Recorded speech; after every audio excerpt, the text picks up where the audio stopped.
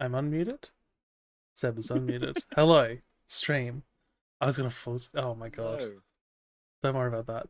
Oh, Don't we're don't killing look at it. the We're spoilers. killing I thought I was ready it. to go. It's all right. There are plenty of secret slides left as well. Cut that out. We'll fix it in post. Fix it in post. Oh yeah. Oh, I look, and I forgot to turn my other light, so I'm contrasty. Hang on. That's better. I'm glowing. All right. It's been. We missed one, right? We miss a stream? We missed a Yeah, stream. yeah. At least one. I was not in town. I did not have a PC to be able to stream. But that's okay because it gave us time to Real really, really think. I know I use my extra time to Yeah. think about the awards. It's tired. For anyone who was here last stream, we hmm talked about the regular Game Awards, the Game Awards, capital T Game Awards. And decided that we should do our own Game Awards because we don't like. What was it? We had beef with competitiveness. Um, Yes. we had beef with uh the fact that we no longer have E3, and so the Game Awards is at least half Game Expo. Um, was there any other beef we had with the regular Game Awards? Capital T Game Awards? um. Oh yes. It was mainly their vetting and voting process.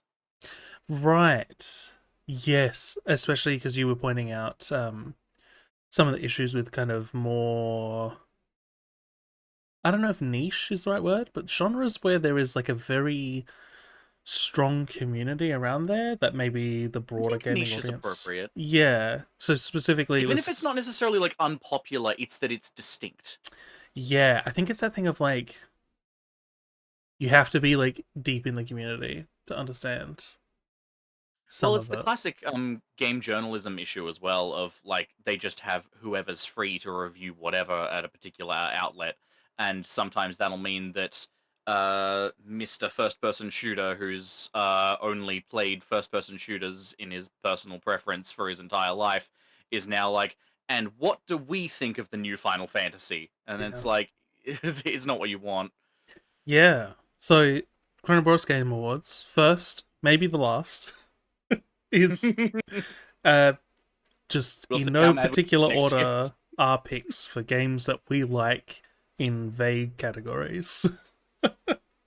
Yeah, so a couple things probably to address up front is firstly, as mentioned, we're not into the whole competitiveness thing. So each of our choices, we've made separate choices. We've got a list of slides that are each of our individual picks for certain categories as like the top of this year, and those aren't being ranked. There is no number one game of the year. It's this is my handful of games that I think qualify for game of the year. The second thing that I probably want to mention is the distinction between some of our slides, because as we were talking about just before stream, you played a lot fewer games that came out this year than I did. Mm-hmm. And so my list, I tried to keep it where, unless it was like specific categories where it made sense, I tried to keep it to stuff that came out this year as much as I could. And you did not use that constraint. And so we should have some really interesting, varied sort of eras of gaming to represent as well. We got a little bit of brand new rep. We got a little bit of blast from the past. It should be a lot of fun. Yeah. Yeah. I think I tried generally to keep it to games that I played this year for the first time. And if not for the hmm first time, then played this year significantly. But yeah, like the year release date was really kind of thrown out the window. Um, so yeah, I think Fair enough. with that out of the way, should we jump into the first category?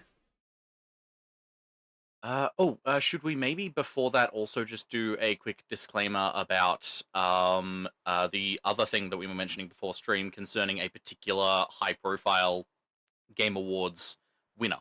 Yeah, I'll let you take that away because I haven't played it, and so it didn't really come up in any of my stuff. But yeah, if you want to give a little disclaimer, feel free. Okay, so I also feel like while we're discussing the Game Awards and our list of games worthy of awards, um, this year a very hot topic for that has been Clair Obscura Expedition 33, and that's everyone's heard about it if you're engaged with this dialogue.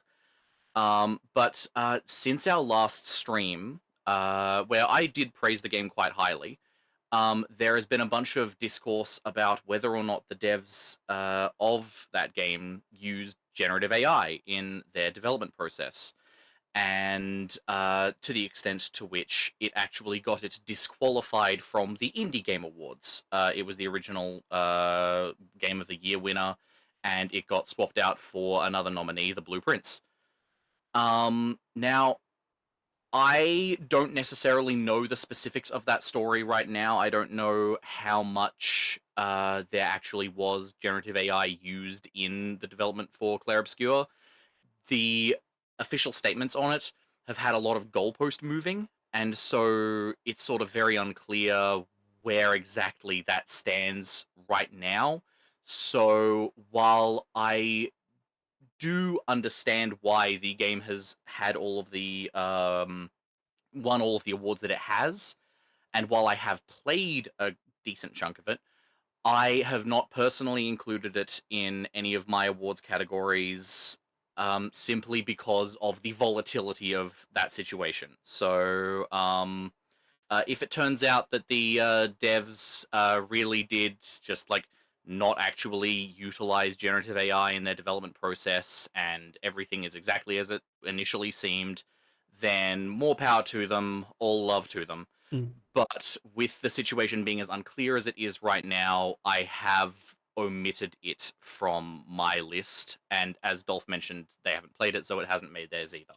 Yes. Yeah. So we won't see it. It's won enough awards. Um, Yep, Make your own opinions based on new evidence as it comes to light. We're gonna highlight other games. So indeed. Without further ado, our first category is our most played games for the year. Um, I think this is an interesting category. It can speak some truths that we maybe don't want to don't want to necessarily reveal. It feels a bit like the gaming in this economy. It's more likely than you'd think. The it feels a bit like the your most listened to song for the year. It's like, maybe it's a guilty pleasure, maybe it's a banger. Um, hmm but yeah, so we'll get. I think yours are up first. Oh my god, hello. Yep, okay. So, at the top, I have my most played games were Assassin's Creed Shadows, Lost Soul Aside, and Enshrouded. Now, I will say these are not guilty pleasures. I adored all of these games. River in the chat saying only based picks. You would say that. You're the reason I've played so much Enshrouded. Enshrouded is one that I have been actively playing in co-op with River. That actually, come to think of it, all three of these titles are one that you're probably going to be seeing on some of my other slides as well. But Yeah. uh, yeah, I have sunk quite a lot of time into all of these. Enshrouded, open world survival craft RPG. I've been in love with it. Still in early access, but crazy amount of stuff already. Lost Soul aside, really charming long form character action RPG game that seems to have been fairly critically panned for reasons that I can understand, but it stole my heart and 100 of my hours. Um, and AC Shadows is just another huge fuck off game. So most of my playtime in that one was literally just playing through its story because it's huge. Now, did these all come out this year? Two out of three with one that I think is still a viable contender. Lost Soul Aside and AC Shadows both came out this year. I think Lost Soul Aside was around Uh-huh. September. AC Shadows was March. Enshrouded came out early last year, but into early access, and so I would consider an ongoing game to qualify. Because I mean, technically, it's not even a 2024, 2025 game. It's like a 2026, 2027 game. Interesting. Or Soul Cyber's late August. Thank you. We're getting a sneak peek. No, I don't know why in my head Assassin's Creed Shadows came out like 2 years ago. Um, March this year. it does feel like 2 years ago though, doesn't it? You're not wrong. No, I mean I feel completely the same. It feels like I think if I were to pick it up again now to play the DLC content I haven't gotten up to, it would be nostalgic. Mm. Dang, yeah. Um, no, good picks. Um,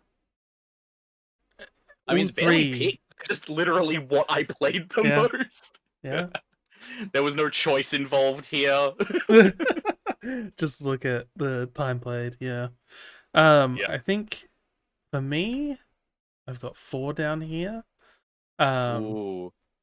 which is this was a little surprising looking at. I mean,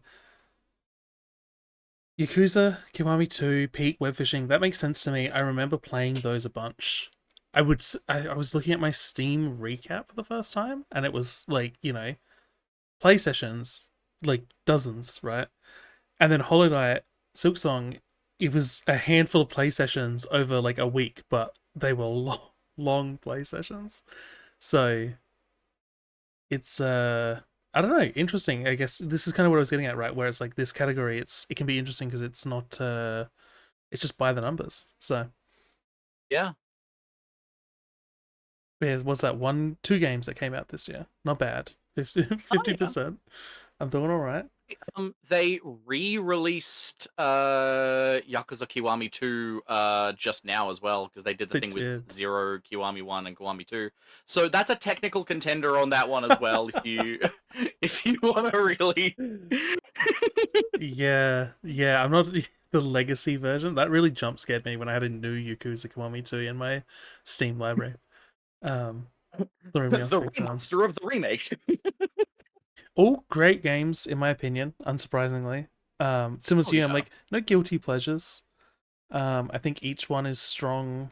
Well, I mean, I've kind of split the category a bit, right? Like, I've got co-op game versus, RPG, I guess. Hmm. Is Silksong an RPG? Maybe not, but falls into that realm, I think. Remaster of a remake. Yeah. Wait, is that not Yakuza Kiwami 2, the new version? That's re-release of a remake of a remaster?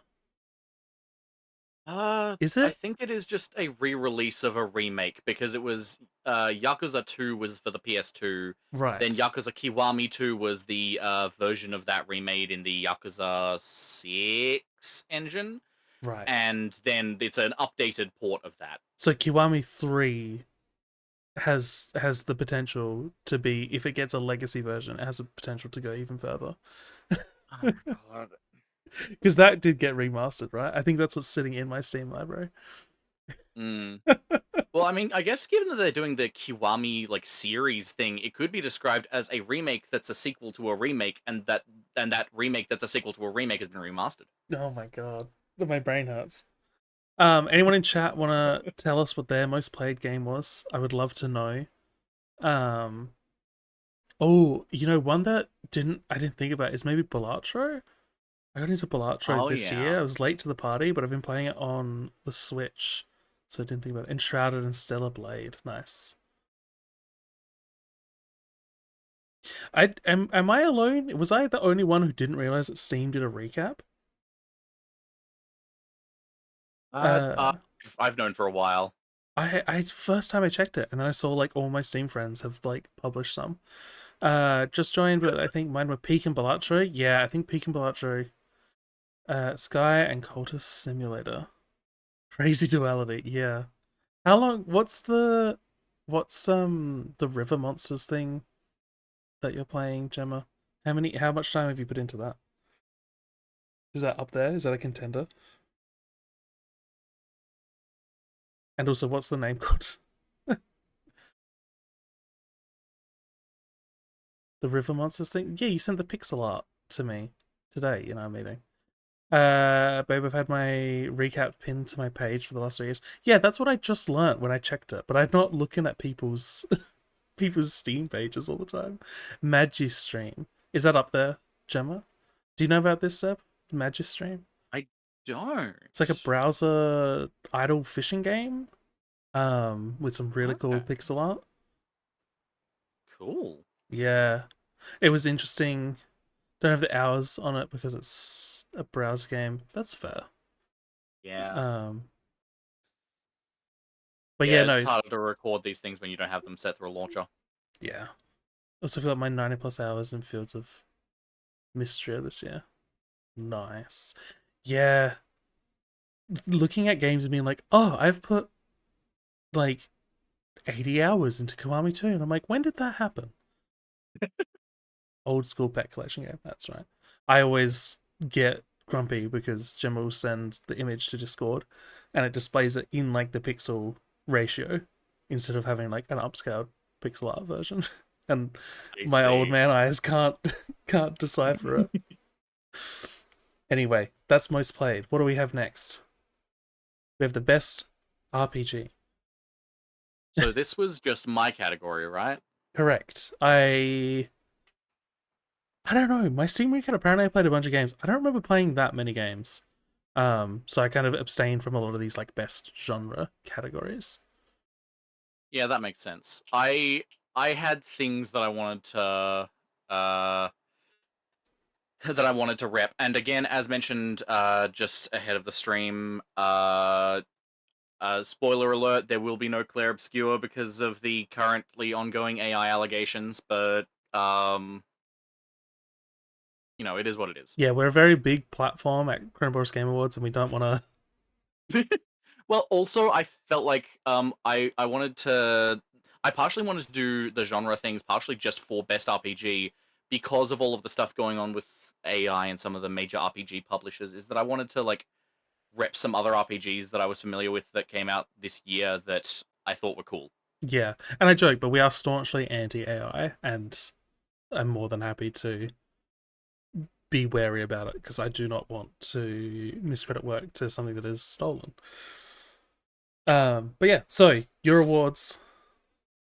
Talk us through. I All right, so recognize one game here. which one is that? That's Flight Night. Oh hell yeah! I love Fly Night. It looks Um, sick. I should play it. it's so good. All right, so yeah, my top picks for best RPG of 2025 were Trails in the Sky First Chapter, which is a full 3D remake of an older 2D JRPG. I particularly wanted to rep it because I read an article by the developers about how essentially it's a very long running series of RPGs that are chronological. You sort of need to play all of them. And it's gotten to the point where the devs are going, people aren't engaging with our games as much because there's so much required reading. So we wanted to put out a new version of the original one, if for no other reason than a confidence boost, to just let us have a break from all of this. There are 5 people playing the new game and go, yeah, no, you can just play this one. Wow. And I love that they wanted to make a remake of their first entry just as a confidence boost. That Yeah. just charmed me, and the game is really good. It's got quite a bit of the DNA of like game design wise of oh, what was it called again? The Atlas game from last year. Oh, Um, yeah.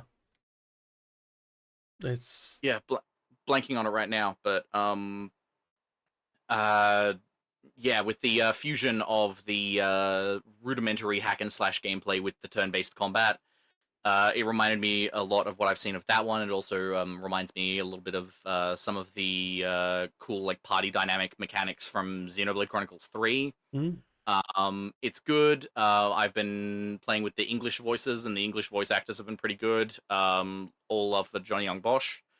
Uh, so I haven't made it as far as I would like on that one. I partially picked it up quite recently just so because I was looking at it, I was like, this should be in my best RPG category, but I need to actually play it before I put it there. yes, So I feel that. I got a couple of hours, but it's strong.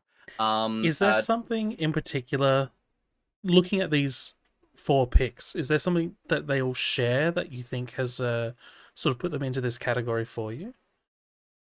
I don't actually think that it's so much that there's something that they share, so much as that they are all very different approaches to the RPG formula. Interesting. Because Trails in the Sky first chapter is a uh yeah, Trails in the Sky first chapter is a really strong like anime character based JRPG story, um and all of that. Sorry, Um just rivers covered is yes. True. Good point, I Um, suppose. I give you that one. Tainted Grail Fall of Avalon is like a it's like a sorry, yeah. Yeah, Tainted Grail Fall of Avalon is like a it's like a sort of contemporary gothic take on the Elder Scrolls formula with some mechanical draws from things like uh from things like the Soul series and things like that, incorporating like a parry mechanic and stuff. Yeah, if Skyrim had better combat mechanics, exactly that, and like some Interesting. good like gothic aesthetics and stuff. There's some clear like artistic influence from stuff like Witcher in there. It's well good. I'm really liking it. um it does have mods, but they're not great yet. um uh they're putting out modding tools gradually, and I'm sort of hoping that that modding community really levels up their game, because I would love to see Tainted Grail Fall of Avalon become the new Skyrim. I know that that's like I know that that's like total pipe dream because it doesn't have like the level of platform, but God, I wish it did. It's so good, and also it's Skyrim but with better combat and not by Bethesda. So As I say, I think unfortunately the new Skyrim is just Skyrim, but on the next generation of consoles. true, It's yeah, just it doesn't end. yeah. Did you hear that it came to the Switch too? Shocking stuff. um, then we've got Doll's Nest, which is I know that it probably wouldn't jive with a lot of people because it's a very like aesthetically there's a lot of like anime girl aesthetics going on, and frankly I was sort of unsure about that as well, just with like how it was incorporated. But mechanically, it's like low budget Armored Core with Dark Souls level design. Interesting. Yeah, so it's got like that sort of like interconnected exploratory like persistent environment level design rather than being like linear mission based. Gotcha. Okay. Um but it has a but your character has like a mecha exosuit where they specifically modeled their customization, like your build customization mechanics on Armored Core. So it's got Armored Core customization with Dark Souls style level design, and that customization is really tied into its progression and the way that you have all of this build customization. It just that level of build customization made me really want to rep this in Best RPG. Yeah. Oh, thank you for mentioning Digimon Story Time Stranger. I really wanted to rep it, but I haven't played it, and I don't know anyone that has like actively played it. So I wanted, I so wanted to give it that love, but I just haven't gotten to it yet. There we go. Um, Honorary mention. Thank you. Thank you, Gimme. but Good yes, shout. I from what I've seen, I do think it deserves to be here. And finally, Fly Night. Another Uh, anime waifu. yes, indeed. Yes, indeed. I mean, if you've seen some of the bosses, there's there's a very demure moth. Anyway, I know some um, Godzilla fans who could get behind that. that makes sense. Anyway, oh yeah, honestly, it would have been cool to see the Digimon game in the actual Game Awards. Um, but yeah, Fly Night. Uh, takes a lot of like classic FromSoft style, like Kingsfield era sort of first person The PlayStation action can role playing. produce mind-boggling effects. Oh, but yeah, lovely low poly aesthetics, lots of customization for like how you want that to display with like lots of cool like retro filters and stuff. Really cool level design. Again, really strong build customization. Definitely like the soulsiest thing here, if that's up your alley. And can be played in full co-op with a team of bug friends. Very So nice. if you and your friends want to be bugs in a cave with swords, this is the game where you can be bugs in a cave with swords. Also, it has fishing. Listen, my Steam recap said I was big into fishing this year. I don't believe it, but no, I'm looking forward to going back through this and just wishlisting all these games. Yeah, look, if there is anything on this list, on the best RPGs list, I don't know if I'd call Fly Night the best game here. I can say though, if there is one game on my best RPG slide that you play, it should be Fly Night, especially if you have friends to play it with. If for no other reason than it's less than $10. There we go. Sold. I love it. I love it. Good stuff. Um, I'm just thinking about co-op bugs. Anyway, that's for later.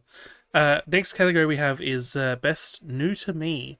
So I think this category, what did we say? It was like not necessarily from this year, but it was something we had kind of maybe been recommended or had seen a little bit, but this year was the year we really dove into these Yeah, a games, game right? that didn't come out this year necessarily, but you played for the first time this year and stood out to you. I Yeah, tried to specifically use this category for games that didn't come out this year, but I did play for the first time this year, just to give that love. yeah. And I think yours is up first, so we got Yeah, okay. So, yeah, mine is the Metal Gear Solid Master Collection, Berggeist, Crosscode, and Kunitsugami. So, Metal Gear. Yeah. Um, so I'll actually probably do this in reverse order, okay. from bottom right to top left. Uh, Largely because I will admit, 3 out of my 4 here, I have not played that much of. I aim to, but I have not played that much of. But what little I have played stood out to me so much that I had to bring them up. So I'll start with Kunitsugami, which I genuinely thought came out more recently, and I was planning to put in other categories until I realized it was like June 2024, and I Mm, was like, no way it was that long ago. But I played the demo when that was originally coming out, uh, and I wanted to like it, but didn't really. Kunitsugami just didn't really land with me. But recently I picked it up in the current Steam sale. I've been playing it on the Steam Deck, and oh, it's so good. I was seeing people really raving about it in the reviews, and just seeing people who clearly still think that the games as art conversation is a conversation, saying that this is a perfect example of games as art, and I went, I don't like this discussion, but when I see people say that, it makes me curious. And yeah. yeah, this has so much personality and charm, and it's a very distinct gameplay experience that blends like tower defense strategy with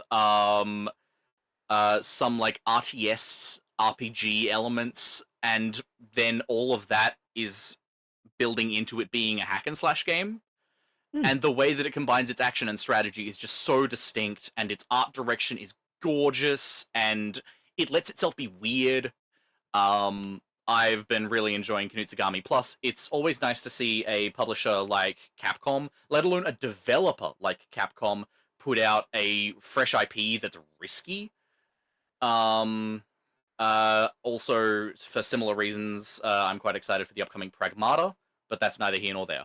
Um, Crosscode is actually one that has been super on my radar for years. I don't remember when it originally came out, but I remember playing the demo. No, not playing. I remember downloading the demo version on Game Jolt back when that was a thing that I did, but I just never got around to playing it. And then I saw that the full game was out on Steam, and I went, "Oh hell yeah!" And I wishlisted it, and I didn't buy it for years. And then I bought it and didn't play it for years. And so I finally started it at the recommendation of a friend at a recent event that I was at, and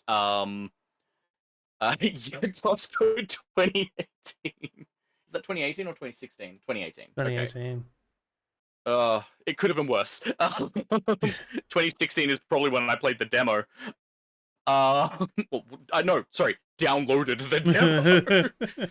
Yeah, this has been so on my radar for so long, and I never played it, and I finally started playing it, and it's really, really good.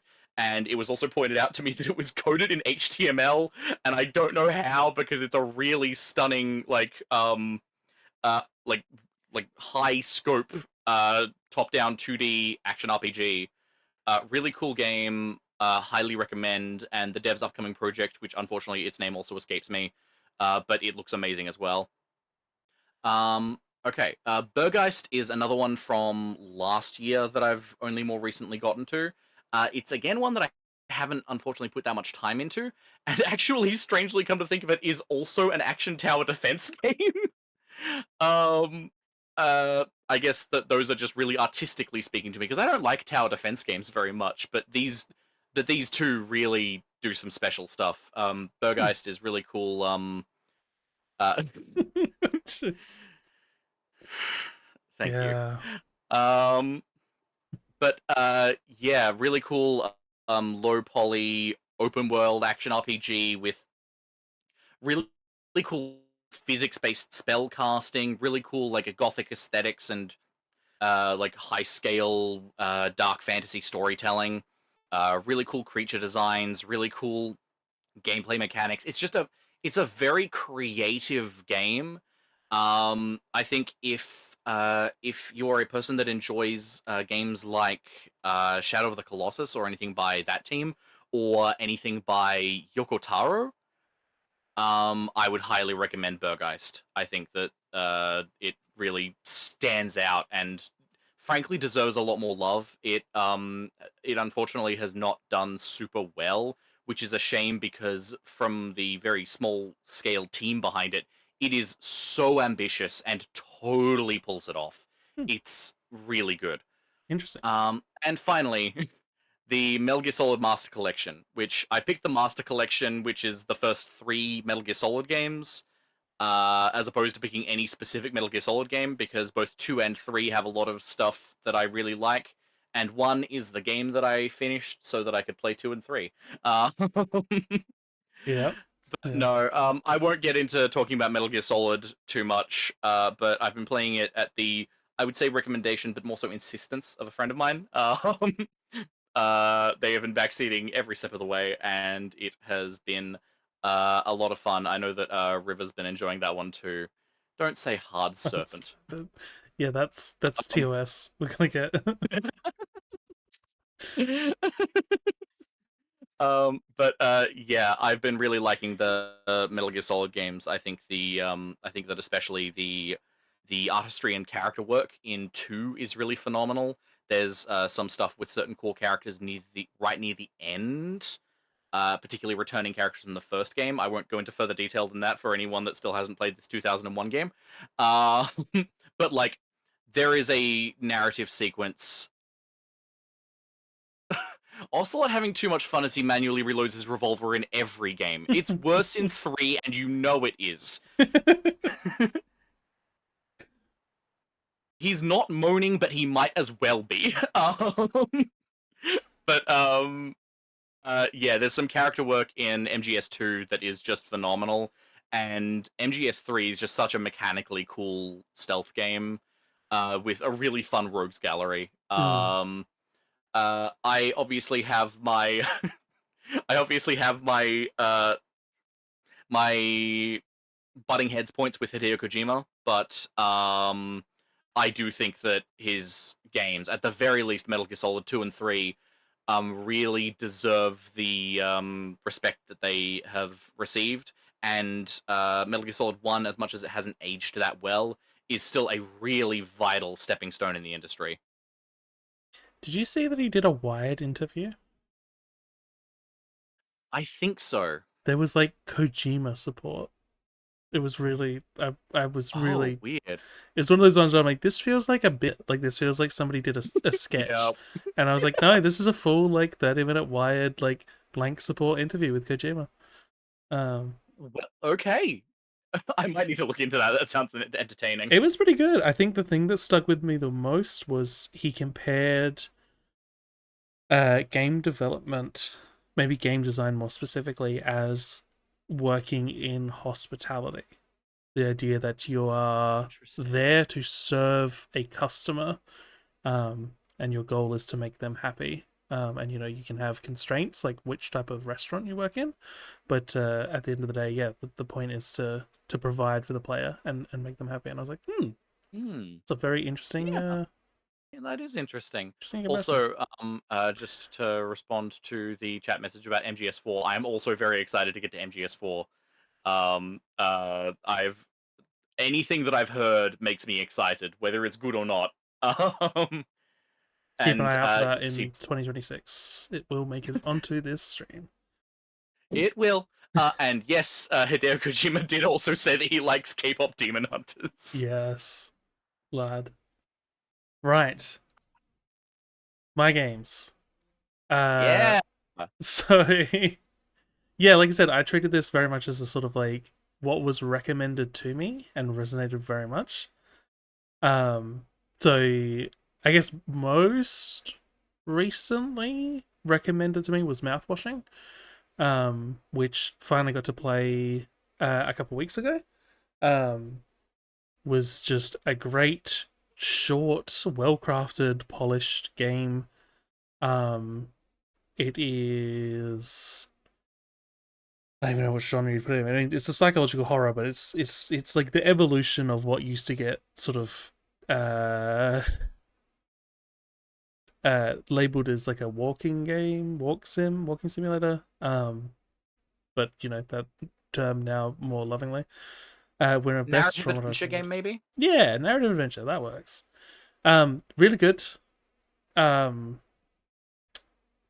this kind of overlaps with a future category where I'm sort of like, if anything, if you once you hear something that makes you go, that game sounds interesting, you need to stop listening and just go play it.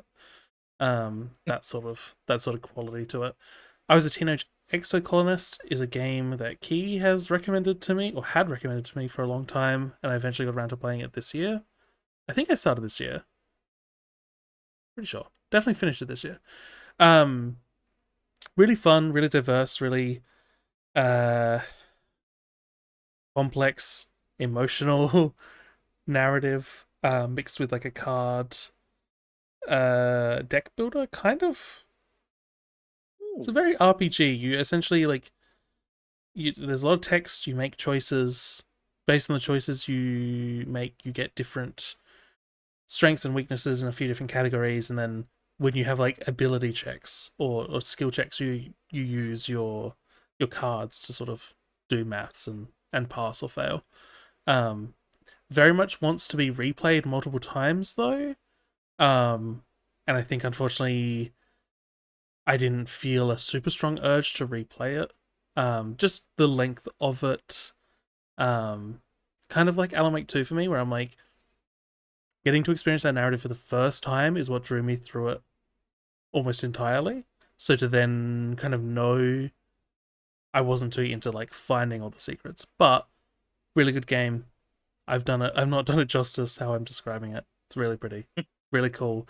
Very community focused, both in terms of the narrative themes, but also like a lot of the art is community drawn and they have all of like the artists listed. So Oh, I love that. yeah, if you're looking for something like if AI is getting you down, I would recommend having a look at Exocolonist, because it's very very good in that regard. And then lastly, for best new to me is Ultra Kill, a game that is right up my alley. Movement shooter, fast paced, FPS, robots, demons, blood, over the top All ridiculousness. good. I think what wrecked Dolph is they got an ending that isn't typically one most people get the first time round, so maybe there wasn't a prompt to play further. Yeah, yes, it was cool. I got an ending that was like gave me a lot to think about, but yeah, yeah, maybe it answered more questions than it asked, which left me in an awkward spot. I'm really good at that though, playing a game and just being like, I broke it. Mm. um, but yes, Ultra Kill. it's one of those ones where it's like it's right up my alley. You've recommended it to me. The internet has recommended it to me, and it Yep. just I think it's probably like it never hit that price point where I was like, oh, this is a steal. I got to pick this up. But I was very lucky to have it gifted to me um for Christmas, and so over the past couple days, I've already sunk several hours in, and sure enough, it is right up my alley. I have my Oh, it's gripes. sublime. I would love to talk about it in depth in the new year because yeah, Ultra Kill stream coming soon. I don't want to be judged. I'm pre-recorded. Actually, no, that's an interesting one because I come to Ultra Kill from the character action perspective. You come to it from the movement shooter perspective. So I feel like you and I would have some really interesting discussion about Ultra Kill. Yeah. Who would have thought that the person that loves clipping out of bounds and stress testing games, physics logic, would get into game dev? Crazy. What's wild is I didn't think about it until a few years ago. I've been doing this shit to games for like my whole life, and then it took me a quarter life crisis to be like, wait, maybe I should try and make a game. Yes, I've heard River. I've heard we share a unique set of skills. Um, Skills is one way of describing it. An aura of chaos is perhaps another. yes, yes. I try to contain it to the games, but yeah. Anyone in chat have any new to me games that they would love to shout out? Um, I think this might be one of my favorite categories. I feel like it's kind of like gets to the core of what we've been talking about. Noita. I've heard that Noita. game.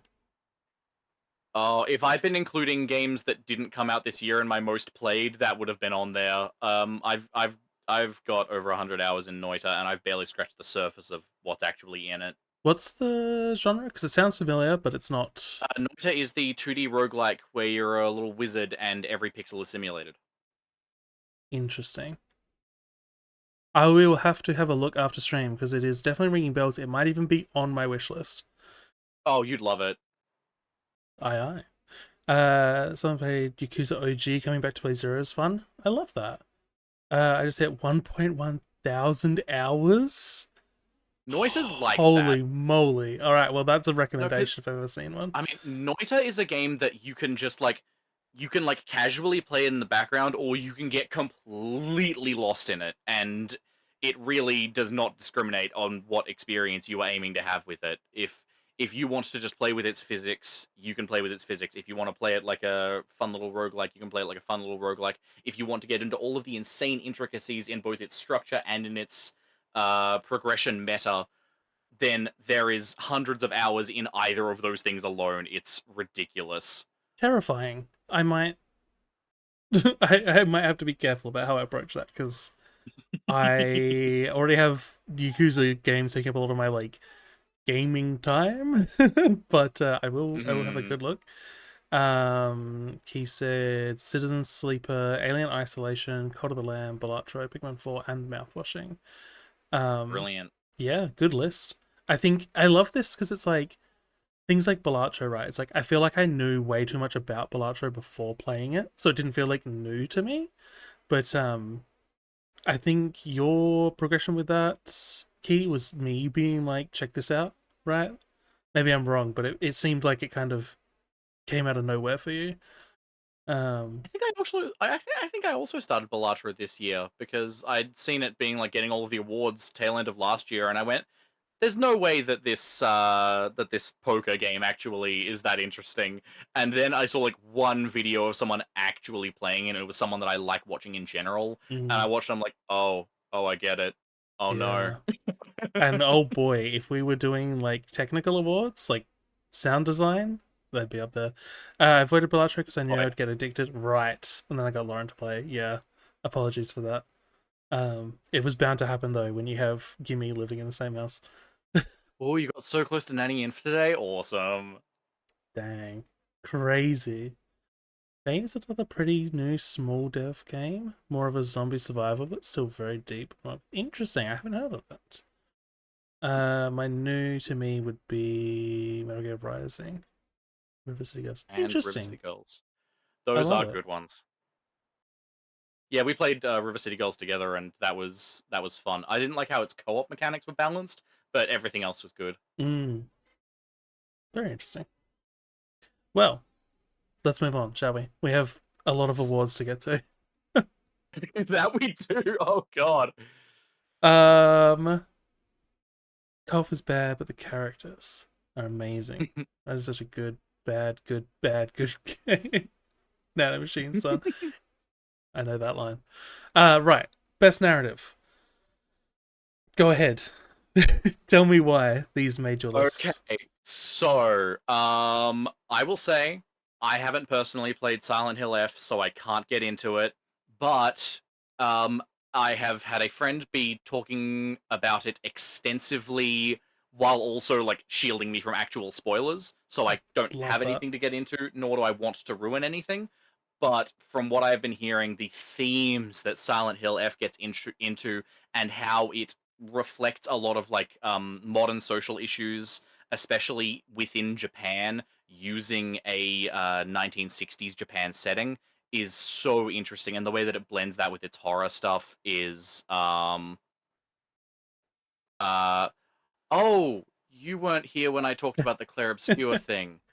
Yeah, the TLDR is they maybe used AI, but we don't know. So just because we don't want to misattribute anything, and also because yes, they got plenty of recognition. We've decided to exclude Clair Obscur from our lists at the moment. Yeah. Yeah, I know that it's a complicated situation. I'm not like We're not taking passing a judgment. Yeah. no, I'm not taking a strong stance either way, but I yeah. Too much. Yeah. Yeah. Uh yeah. But yeah, I've heard amazing things about Silent Hill F and I'm very excited to get to it. It's Stellar Blade, a I especially hell of hmm? a price tag to get into it, right? I think I saw Silent on Hill Steam F. for like $100+. Yeah, Yeah, I have someone in my Steam family that already has it, so that's how I'm gonna play it. that's so fair. I love Uh, the Steam family feature so much. It's saving me so much money. hell yeah. Stellar Blade, I especially wanted to put in best narrative. I will say, Stellar Blade is a yeah, River sitting a meter from the mic, clawing. It's No, no, dangerous. I won't let myself. But yeah, Stellar Blade is especially in the best narrative category because I feel like that's an area where it has not gotten the attention that it deserves. I've seen a lot of people really reduce Stellar Blade into this very like chauvinistic perspective of it, that like whether it's coming from a perspective of hell yeah, this is a game with female sexuality and I am attracted to that, or oh no, this is a game with female sexuality and that's sexist. I've just been seeing a bunch of people have very like there are people saying that it's sexist, there are people that are saying that it's not sexist, and I feel like all of those people are sexist. It um, becomes all consuming, right? Like it's hard yeah. to get any sort of critical analysis out there. Yeah, but I found the narrative of Stellar Blade amazing. I know that River would have more to say about it, but I'll try to parrot some of their points as best I can. But it has wonderful, wonderful themes of like agency and religion and like breaking out of indoctrination Hmm. throughout its narrative, and like the way that it reflects certain religious themes is really interesting. All I know about this game was people wanted to trash it because pretty lead character, but it turned out to be quite a good game from what I've seen. Yeah, it's an amazing game. I think mechanically it's phenomenal. I think narratively it is really interesting, and I'm very much looking forward to seeing what direction its sequel goes because they have confirmed a sequel. They just haven't properly announced it yet. Um, and yeah, I love it. And yeah, I really wanted to rep it for narrative because I think that its storytelling is really cool. And for anyone who is an appreciator of Yoko Taro, so like the Nier games, for instance, Yoko Taro himself referred to Stellar Blade as a better executed version of Nier Automata. Wow, So that's praise. Dang, specifically for the narrative, and yet I see everyone go, "Yeah, the narrative's mid, but it's got boobs," damn. and I hate that. Like, I do think that the way that the game approaches some of its sexual imagery thematically is very interesting, Hmm. but like I just see it so reduced to that, and so I needed to talk about how good the story is. I don't want to like spoil anything because it has some really interesting themes of like pseudo transhumanism and religious I was gonna make the same themes. joke. Sorry. Narrative and boobs are not mutually exclusive. Exactly. Yeah.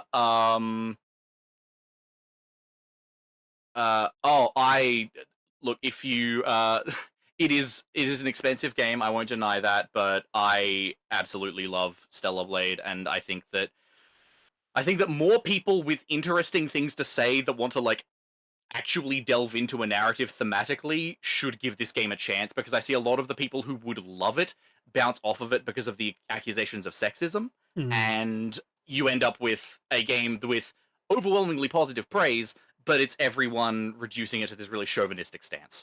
Might be Um, another on the list for discussion topics in the new year.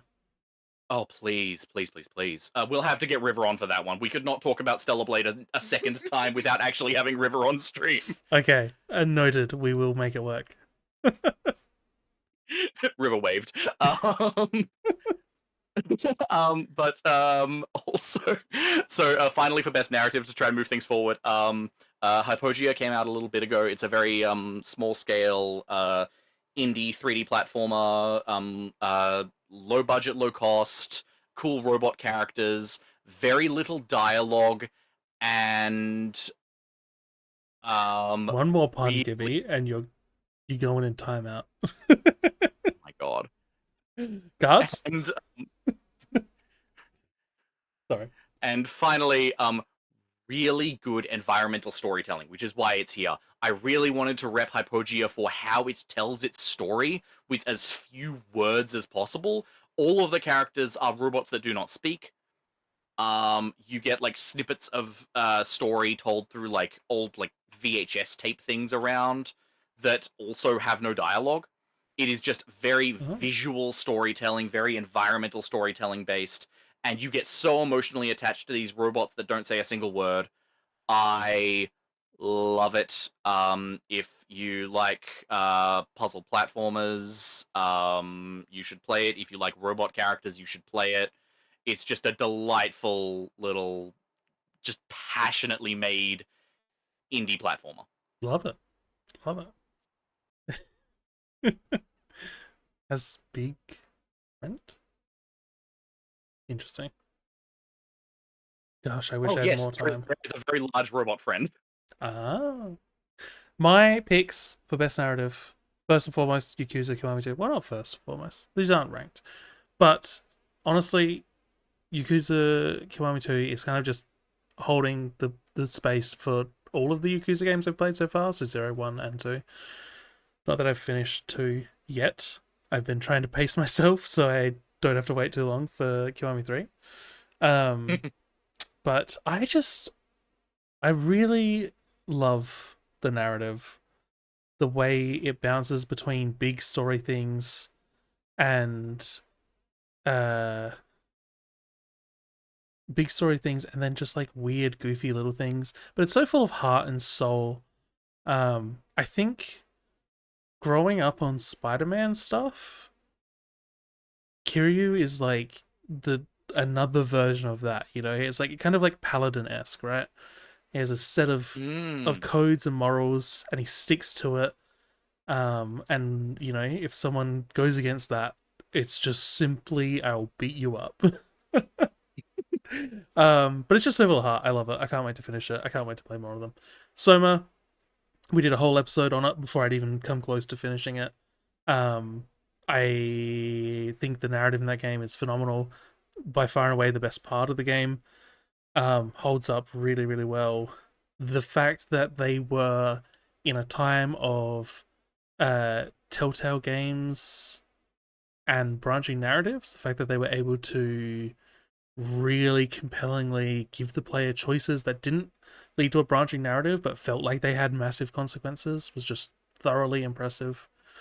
Can I quickly respond to a chat message? Yeah, go ahead. Just because someone who showed up after our initial intro Right. was asking about you picking things that didn't come out this year. Because yeah, we mentioned right at the top of the stream that I played a lot more games that came out this year than Dolph did. So Dolph is just listing anything that they've played this year, whereas mine, aside from the categories that it specifically applies to, have been games that specifically did come out this year. I will say, just on that note, I was technically cheating with Stellar Blade. It came out on PS5 last year, but the Steam port that is where most people played it came out this year. Mm. Yes. Yeah, I don't have enough time to play all of the newer stuff or money more than anything. So it's most of my games are getting on sale, so they're gonna be. But yeah, yeah. Um, but yeah. And then mouthwashing. I mean, it's like I said, really, really effective. The gameplay mechanics they exist. Some of them fit the story really well. Some of them are just there. Some of them are kind of poo poo. The walk quietly across the catwalks section was just atrocious.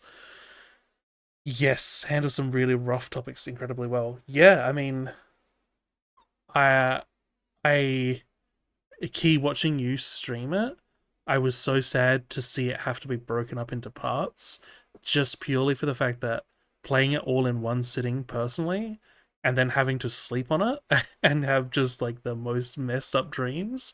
I was like, dang, this game has hands, and it is rinsing my brain with mouthwash, assumedly. So, um, Presumably. yeah, definitely one of those ones of like, if it is in your budget and you want to be disturbed, don't learn anything more about it. Just go play it. Maybe check the content warnings first though, because it is intense. Um, would love to do it in one. I've enjoyed revisiting it though and thinking about it more. Yeah, I mean, and for anyone who's interested, um, he did put up a edited version of their first VOD. I believe that channel is Soft and Squish. If you want to link it, Key, feel free to drop the link in chat. Um, if you maybe are interested but don't want to play it, you can watch Key's playthrough. But yeah, I imagine going through to edit it is you're getting that like, yeah, really having to think about things again. But yeah, if anyone in his chat has any narrative games that really stuck with them, or not narrative games, but narratives in games that stuck with them, made them think, please let me know. I love. River, you don't need to say Stellar Blade again. We've already covered it. You don't need to say it again. It's going on my wish list. I promise. We will talk about it in a full stream. I Um, will also say it will be on more of my slides. yes, yeah, right. There's Key's link. Hell yeah. So yeah, feel free to check that out. Um, but yeah, we'll move on. Next award, most impactful. Um, this one I approached from Jeffrey put a post in the Discord when we talked about this last stream, and used the example Silk Song, for most impactful. The idea being, look what happened to every online retailer for video games. So half approached it from that point of view, the idea of like impact on the industry slash gaming culture broadly. Excuse me. But also personally, what games had a big impact. Um, so yeah, we'll kick off with yours. Okay, so mine are complicated because a couple of these are industry. Basically, all of these are industry impactful for me. Is Yeah, sort of the best way to describe it. I specifically wanted to mention Megabonk because A, great game, but B, the fact that they were a nominee for the actual Game Awards in the Best Debut Indie category, and they withdrew from that category because they stated, "We have made games before this. This is not a debut indie game. We do not deserve this." Yep. And I have so much respect for like that's just such an honorable thing to do. I respect the hell out of that. Yeah. Echoes of the End is an interesting one to me because this was like a fairly high scale independent project. Like this is a fairly small team. I forget where it's specifically located. I want to say it was Iceland, but I could be wrong, and I would feel bad if I tried to say something definitive. Um, oh, cool. Hmm. Um, well, it's actually funny that you mentioned the YouTube channel of members of the Echoes of the End team because it was the developers' YouTube channel that convinced me to buy the game. Because I remember seeing its Steam page when it was about to come out, thinking this looks cool, so that it came out to mixed reviews, and then a little while later, a video from the devs showed up on my feed, talking about their experience of developing the game, what issues they had seen people bring to light, and how they were responding to them directly, talking about why certain issues were happening from the dev perspective, with how like certain technical errors are more likely to happen with how a player will play a game versus how a tester will play a game. And it was just so interesting, and I loved how candid they were being about that game dev process and how responsive they have been to audience critique. And it was just, I think I was personally very impacted by just how involved they were with their community for that game. And it has changed quite a bit since it came out, while still really retaining the artistic vision, just refining a lot of its strengths. Um, it's a cool game, and I have a lot of respect for the candidness of the devs with their Yeah. with how they have been like uh showing off that process. I mean, yeah, And that we're all also, about that. yeah, exactly. And that perfectly leads me to Blood Thief, which has been a pretty successful speedrunning game from this year. Hmm. High speedrunning, like almost movement shooter, but it's melee based. It's very much a time trial game. Yeah, I might have And seen this on my social media feed. yeah, the developer for that one, it's a solo dev game, and they have been very much also showing their whole process in their dev logs from like very early on when it was just bare bones prototypes to now where it's a fully released game. And I just I've been really inspired by their devlogs. The way that they have talked about their process and how much they're willing to say, yeah, I had these ideas early on and they were bad, or like they were badly executed, and here are all of the things that I have had to do to execute on that better. They've Mm. extensively talked about like reading books on game design to try to figure out where they were going wrong, and yeah, just again this lovely candid dev journey.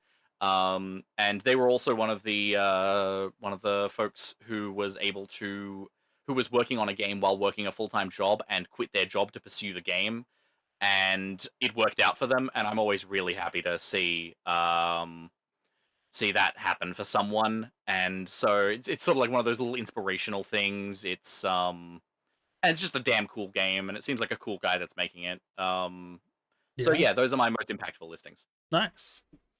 Yeah, I think we talked about Blood Thief briefly on a previous stream. We It's did. ringing a lot of bells. Yeah. My most Yeah, when we were impactful. talking about devlogs. Yes. Yeah. Yeah. Yeah. Yeah. My most impactful Silk Song. I just fully stole Jeffrey's reasoning. Um, I mean, to expand on that, when Hollow Knight Silk Song launched, I think most major video game retailers, online retailers were crashing due to the number of people trying to access it, which says a lot. There was a lot of discussion around the pricing of it. I think it was $20 when it came out. Um, a lot cheaper than people were maybe expecting, especially considering the news that big games were going to go up in price. Nintendo games with uh, the tariffs, I think, was a big reason for those. Anyway, price of it.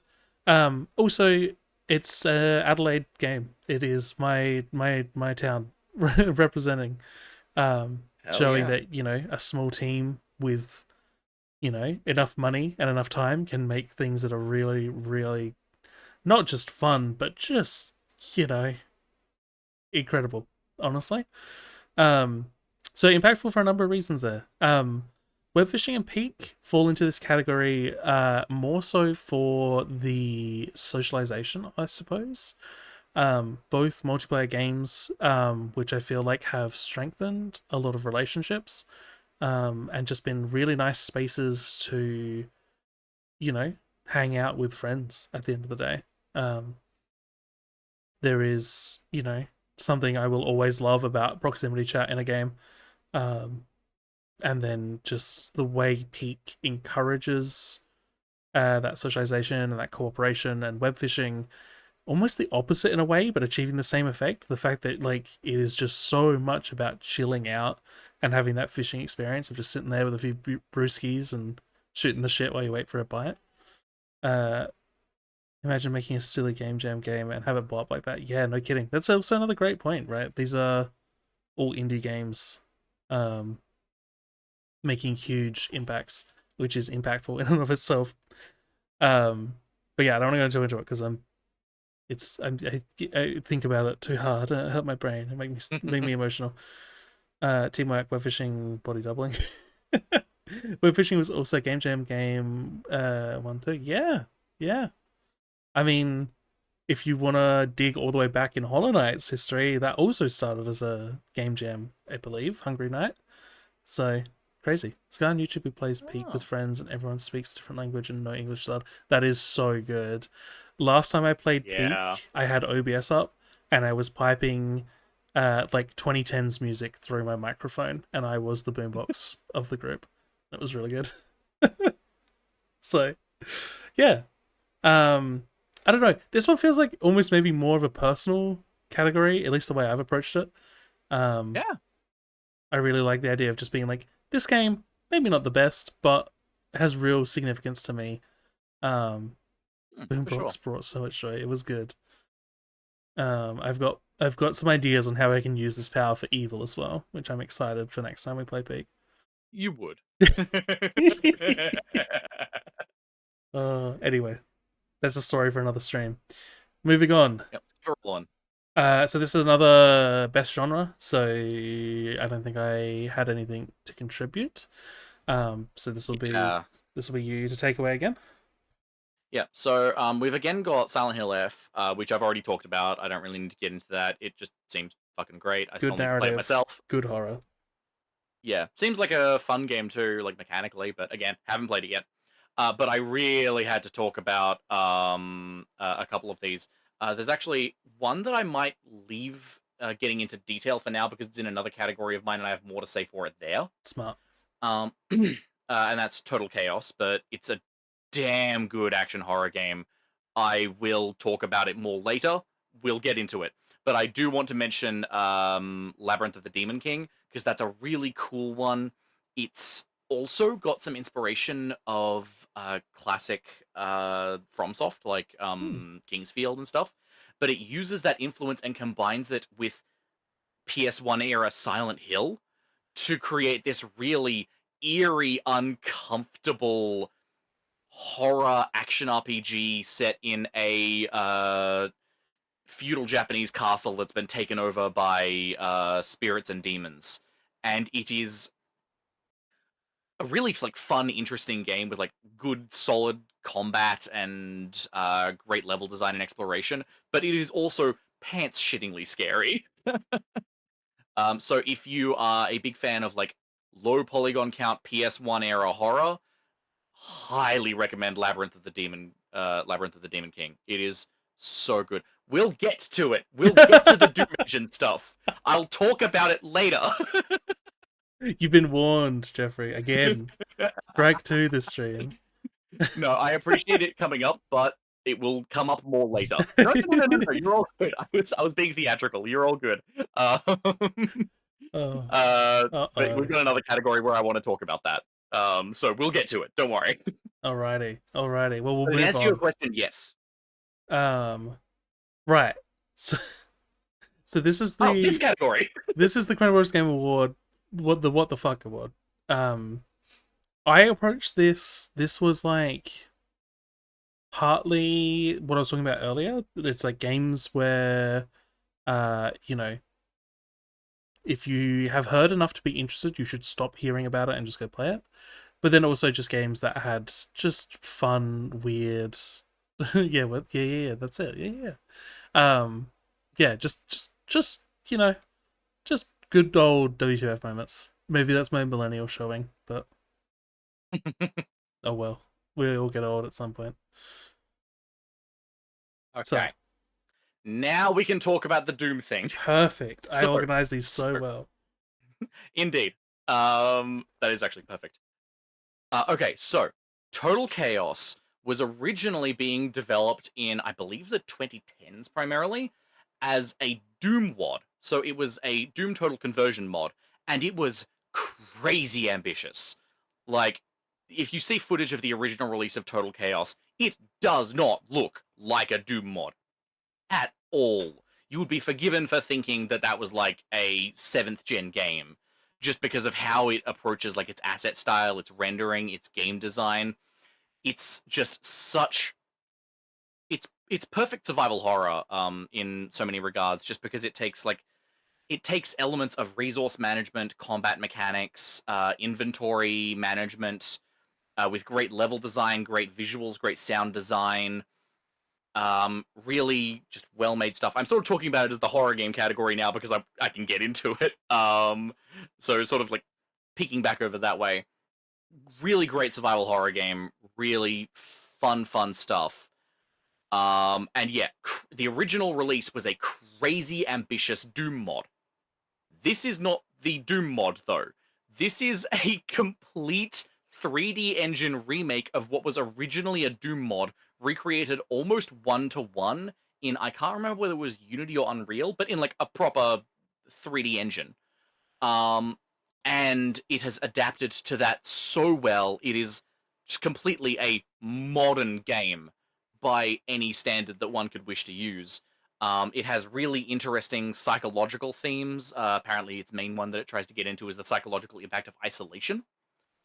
Hmm. And yeah, this is a really impressive, well made survival horror game that started its life as a Doom Total Conversion mod, and the recent release was considered high profile enough that it actually got a title theme done by Akira Yamaoka, the composer for the Silent Hill games.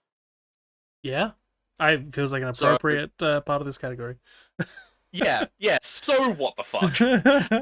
Um, Now, Devil Spire Falls is one that I've repped, partially just because I love it.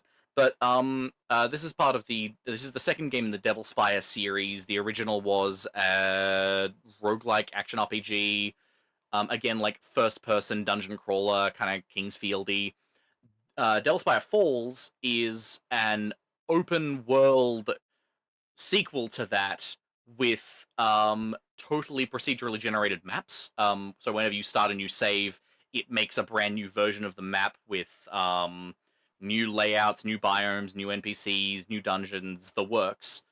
Um, and the thing that I find so crazy about it is, so to be clear, like this is a very low poly game, and everything to my understanding is being made by hand. Aside from procedural level generation. Because I know that there's the topic of AI, but I feel like procedural level generation is sort of a bit of a different conversation. Yeah.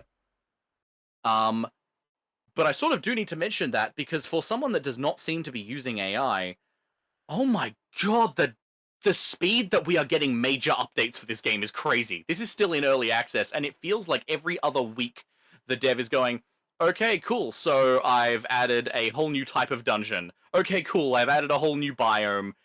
Here's a new category of monsters. They're all modeled, they're all coded, they've all got all of their stuff. Here's a brand new overhaul of the magic mechanics. The absolute speed with which this dev has been putting out major updates, all seemingly as basically a solo dev. Um, Procedural is known, math AI is rampant theft through a black Yeah. box. Exactly. Well summarized. But yeah, the speed that this solo dev is assembling this game. I'm also on the devs Discord. They do like community polls of what stuff they want next, Mm. like what stuff the community wants next. They have a very like involved um, dev to community experience, and yeah, just this developer is lightning, and I've just been very impressed by the amount of stuff that they have been adding to this game at the speed that they've been adding it and the level of polish that they've been adding it, and I can't wait to see what comes to Devil's Spire Falls next. Yeah. Oh, Sick. I love these games. I highly recommend the Devil Spire games. Um, this it feels a bit like a repeat category for me. Like I said, mouthwashing. Unsurprising that it's here. If you know, you know. Um, Peak. Uh, I had a moment actually where I was like, I was looking at my list and I was like, oh yeah, but the the discovery aspects of Peak, I think are just really well done and just really well integrated. I mean, when it first came out, the things like the Scoutmaster was such a surprise, such a shock to see in Peak, and I feel like I've played so much of it, I kind of forgot about that towards the end.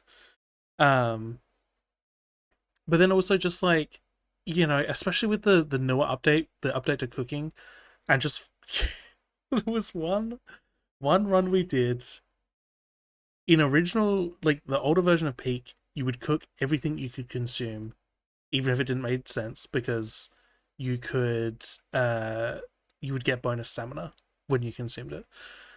Still a bit over people not believing me about the guy peeking. Yeah. The Looker or something? I don't remember what he was called. The Looker I think is an actual thing. I don't remember what that guy's called. Anyway, when they updated the cooking, there's they added an effect where if you cook the energy drink, which is in a can, when you consume it, it releases like a knockback explosion. And we had no idea because it's more fun to find those things out on the run. So we were climbing inside the volcano, the last part, and I don't remember who it was. I mean, it might have been Jeffrey. Opened up a can, launched me and Lauren all the way down into the lava, and we died. And we had no idea what it was until we pieced it together. And it's like those moments of like, what the fuck? It was Gimme. Thank you for the confirmation.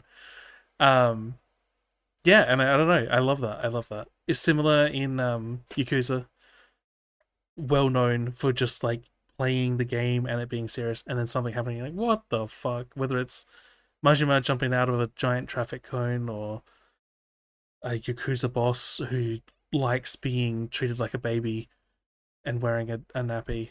There's just it's full of it.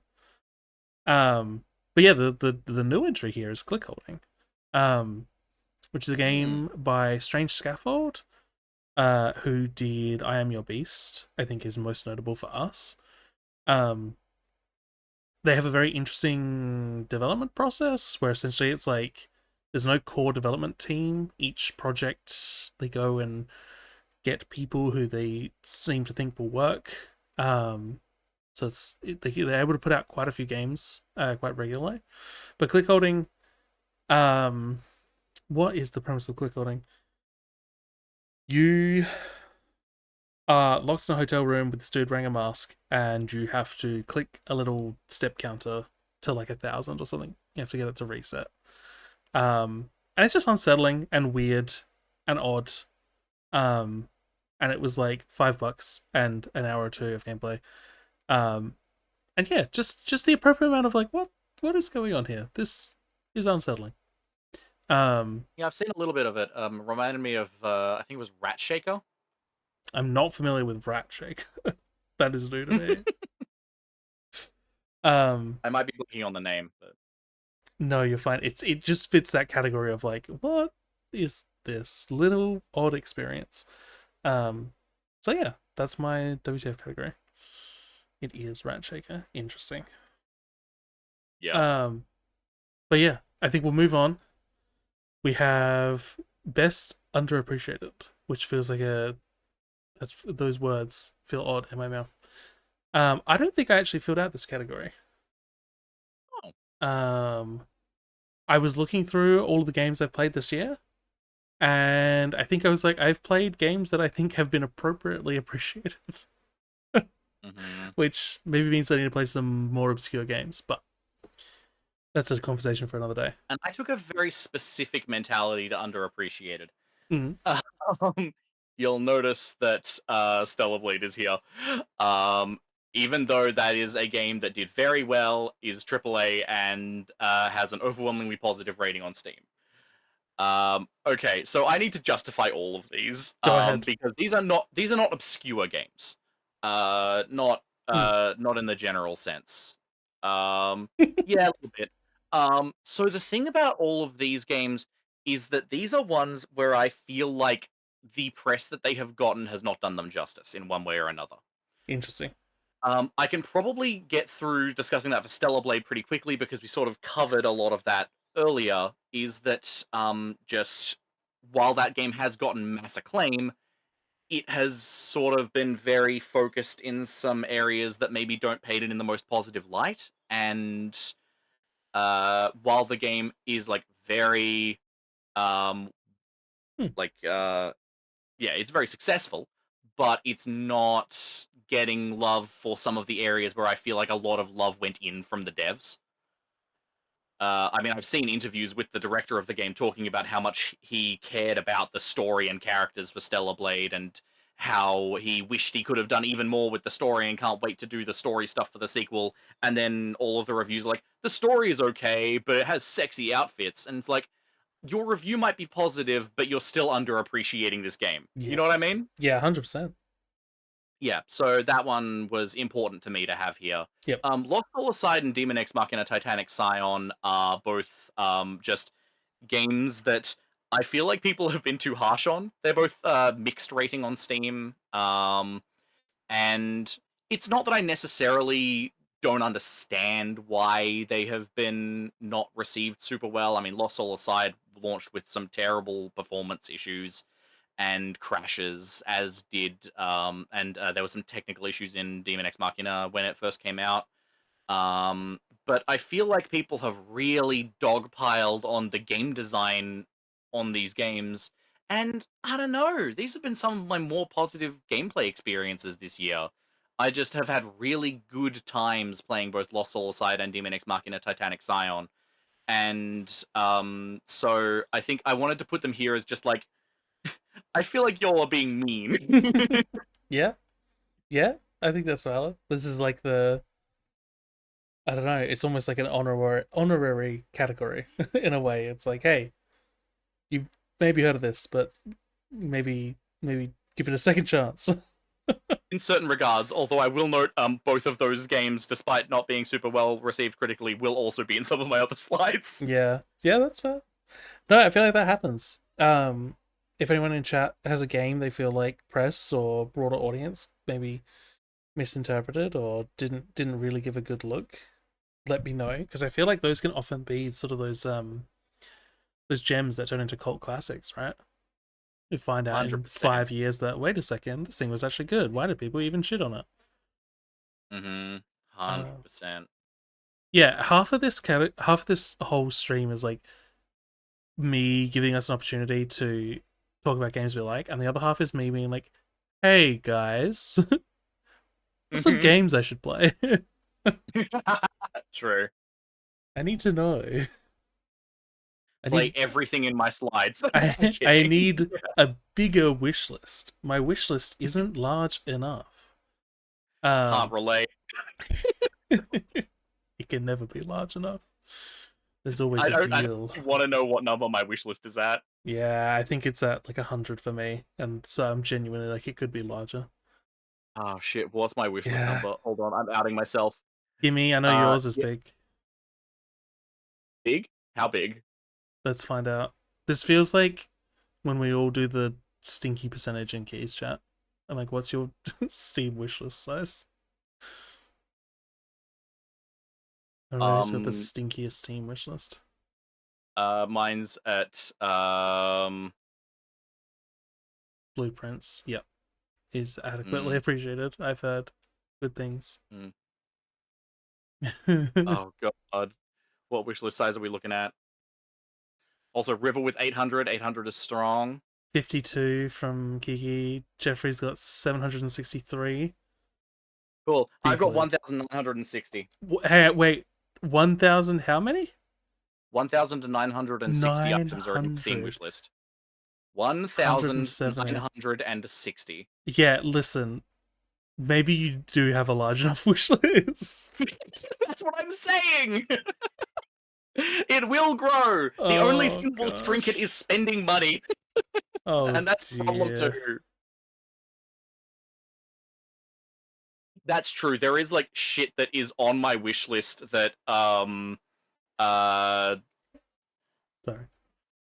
606 that's like I'm is probably on there that doesn't need to be, but I added it like ages ago. I do not like cull things off my wish list, and I'm not big into social media, so there are sometimes occasions where I will just like browse a Steam tag and wishlist things Yeah. instead of scrolling on socials. Yeah. Yeah, that's fair.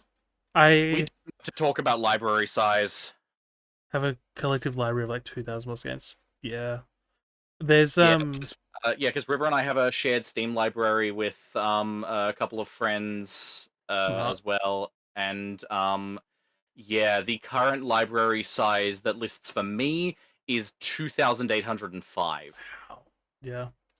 I uh I am very fortunate that I have a few people who will like to look at my Steam wish lists to buy games for me as a gift.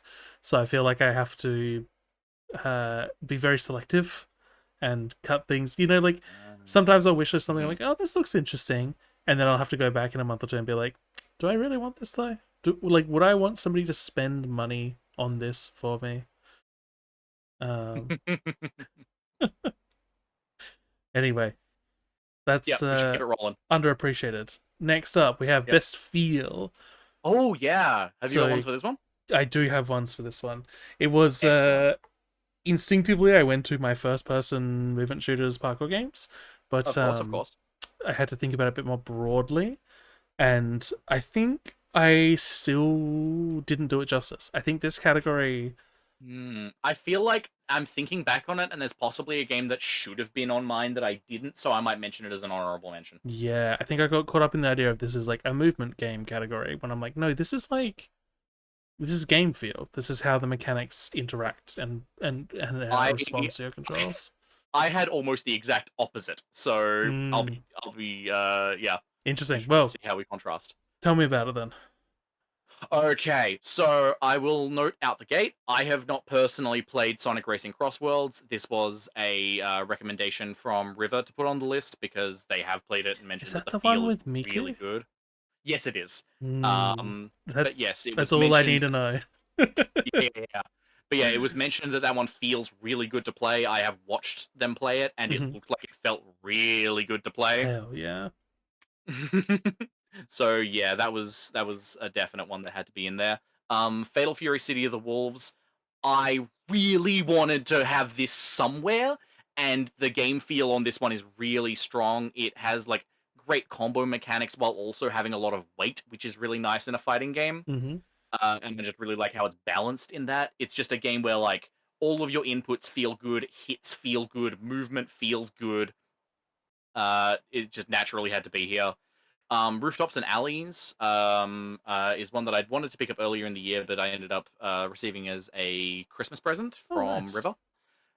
And yeah, really good parkour game, like parkour free running game. Hmm.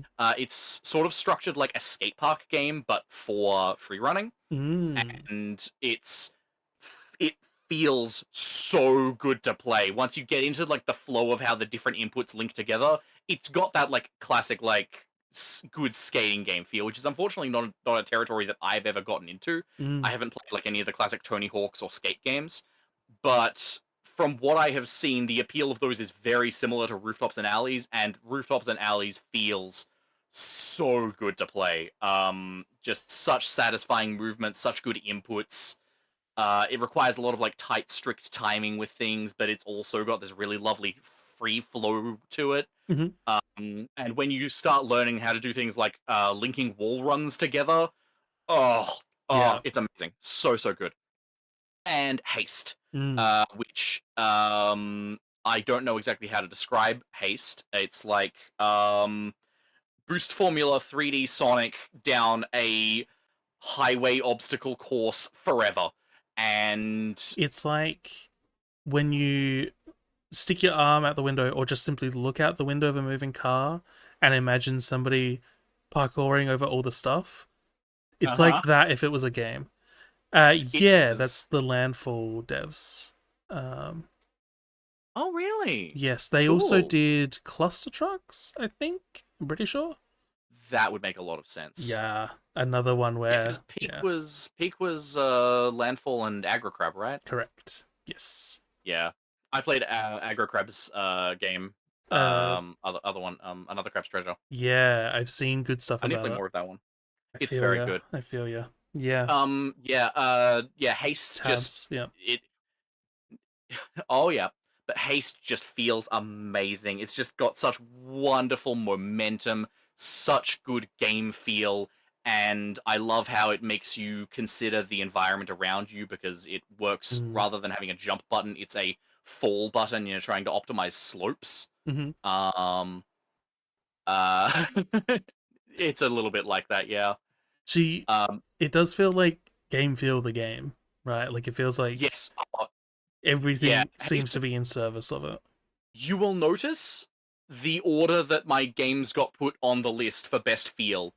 There were like Rooftops and Alleys and Fatal Fury were obvious to me, Yep. but Haste was knee jerk for game feel. Yeah. Yeah. I also love the. I love. I'd love to do a whole stream comparing those two types of games, like the haste style, like simplified, like where it's like the feel, the flow comes from sort of just the core gameplay and the way you move through it. Whereas Rooftops and Alleys, like you said, like escape game, like it's about connecting things. Um, I don't know. It almost makes me think of like the difference between like a first person shooter and like a beat 'em up like Arkham. Um, Oh there's like yeah. a I don't know. There's Also, a the button combo ness of it. I think is mm, really interesting. How you can get really fluid gameplay from both, but in such different ways.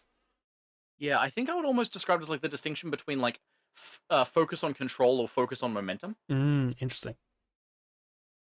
Anyway, Yeah, good that's picks. my best feel. My best Thank you. feel.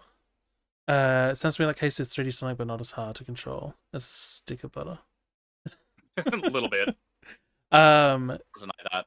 Catalyst made it where usually I would put original Mirror's Edge, but Interesting. I realized I played Catalyst on stream the other week and I want to play some more.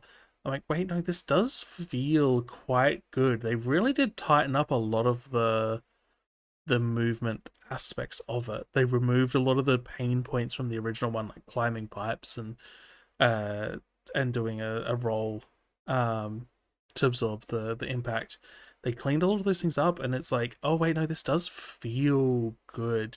And even the combat, as much as I hate the way the combat is implemented, it's way better than the first Mirror's Edge and actually allows you to move through enemies. Like, there's a whole system for light attacks, or what do they call them? Traversal attacks. So rather than focus on doing damage, you can just focus on stunning an enemy as you go by. And I'm like, man, I wish the whole game Ooh. was focused on that instead of like then also having heavy attacks and then locking you in arenas where you have to defeat every enemy before you can escape. So I'm like, yeah, in replaying it, I was like, wow, actually, no, hang on. I was just a bit biased against it. Um, Silksong makes it up here. I mean, you can go and find a billion people to talk about how good Silksong feels. It's just so well refined. The animations are so fluid. So many moves connect together. It's good. It works really well. It has flaws, but it feels great. Same goes for Ultra Kill. Actually, there are some really strong aspects to it. There are some aspects that I think are really annoying. Um, but we'll get into that in a future stream. And then Peak kind of surprised me, kind of caught me off guard, but there have been days where I've gone into Peak to play solo just because I really enjoy the climbing mechanic. Um, it's just taking that, Breath of the Wild approach, climb anything with your stamina bar, but just making it more fluid feels great. I would love to see a version of Peak where it's all downhill and it's all about Interesting. controlling your momentum. I think would be really, really good. Again, crazy that you haven't played Death Stranding. I have played Death Stranding. I played a little bit, and I bounced off it. I get it. There were too So many did I. But menus. There were so many systems. I was like, I respect that. Peak's so simple. You have backpack, you put stuff in backpack, and you carry on. um, Technically, that's also how Death Stranding works. yeah, sure. No, I know. We don't need to get into it. But yeah, I think if we were gonna do another game awards for next year, I think best feel is maybe one of the categories I'd want to spend a lot more time thinking about. Mm, Because I think it's that intersection of like design and programming, and then that sort of iterative playtesting refinement that makes it mm-hmm. really good. And sometimes it's just a case of that sort of golden goose. It just has it, has the feel Yeah. to it. Sometimes it just happens naturally. Sometimes you have to really work for it. I Um, will actually note as well, just while we're on feel, I mm, do want to mention my honorable mentions yes, before we please. move on from feel. Because I feel like Blood Thief deserves to be here. Mm-hmm. Um, I just that's a game with just phenomenal movement, just stupid good movement. When I find levels that I like the design of, that I really jive with the design of, and I just go for those speedrun times trying to get those platinum awards. Oh, that game is drugs. I don't do drugs personally, but I imagine based on the testimonies of people that like them, that it's something like a really good run of Blood Thief. I love it. That should be on the box. Um, and the other one that I want to mention is Assassin's Creed Shadows. Right. I really love its game feel specifically because of how its movement mechanics are incorporated with its stealth. Mm-hmm. Yep. When you're needing to traverse the like the castle grounds environments in Assassin's Creed Shadows, and you're like sidling along walls and crawling along in prone and stuff. So glad they added prone. Just the way that the game feels in those situations where you're really needing to be considerate of, like, when you have high recommendation to anyone with an interest in playing Assassin's Creed Shadows is to have the stealth set to hard, because it means that enemies actually have peripheral vision. um, Yep. and you become so conscious of the shape of your character in account for the environment, and the way that they like mapped the controls on a controller for how to move when accounting for how your character would be perceived in that space. It just feels phenomenal. Mm, And I feel remiss for not having it in my list for how good the feel was. nice. I feel like game feel is a whole topic that could be broken down endlessly. Um, the way I feel about wayfinding in game design, I think you could similarly break Mm-hmm. down through game feel. But yeah, 100%. that's game feel. So another best genre. So this is all you. Best action. Oh, yep. Okay. Ah, my babies. Um, okay, so clearly a lot of love for Koei Tech Mode this year. Um, from me at least. But I I'm a massive fan of stylish action games, like your Devil May Cry style hack and slashes, and these three killed it. Ninja Gaiden 4, the glorious return of the Ninja Gaiden series after being dormant since like 2013. Um, it's back and it plays great, and I love it. That's honestly super fair. Yeah, I have my qualms with Ninja Gaiden 4. As always with the series, the story was only okay, but mechanically as an action game, they just I've been a fan of the Ninja Gaiden series since like 2016, I think, and I had a wish list of mechanics for 4, and they ticked almost every box for me. So if you're a fan of the idea of knocking a demon into the air with a sword, slashing it repeatedly in the air, then while still in the air, grabbing it by the head and chucking it into a wall, this is the game for you. What If is if this? if you K-pop Demon Hunters? Sorry. I have to connect to the youth somehow. Yeah, it's like K-pop Demon Hunters, but with none of the charisma and way more blood. Um, Fun for all ages. nope. Um, you are right about Hayabusa. Love that boy. Um, oh yes, throw combos stuff in Ninja Gaiden 4. Just getting to chuck enemies at walls and then whack them again. It's very good. Big fan. Big fan. Lost Soul aside, I've talked about it a little bit already, but yeah, just phenomenal action mechanics. I love how that game plays.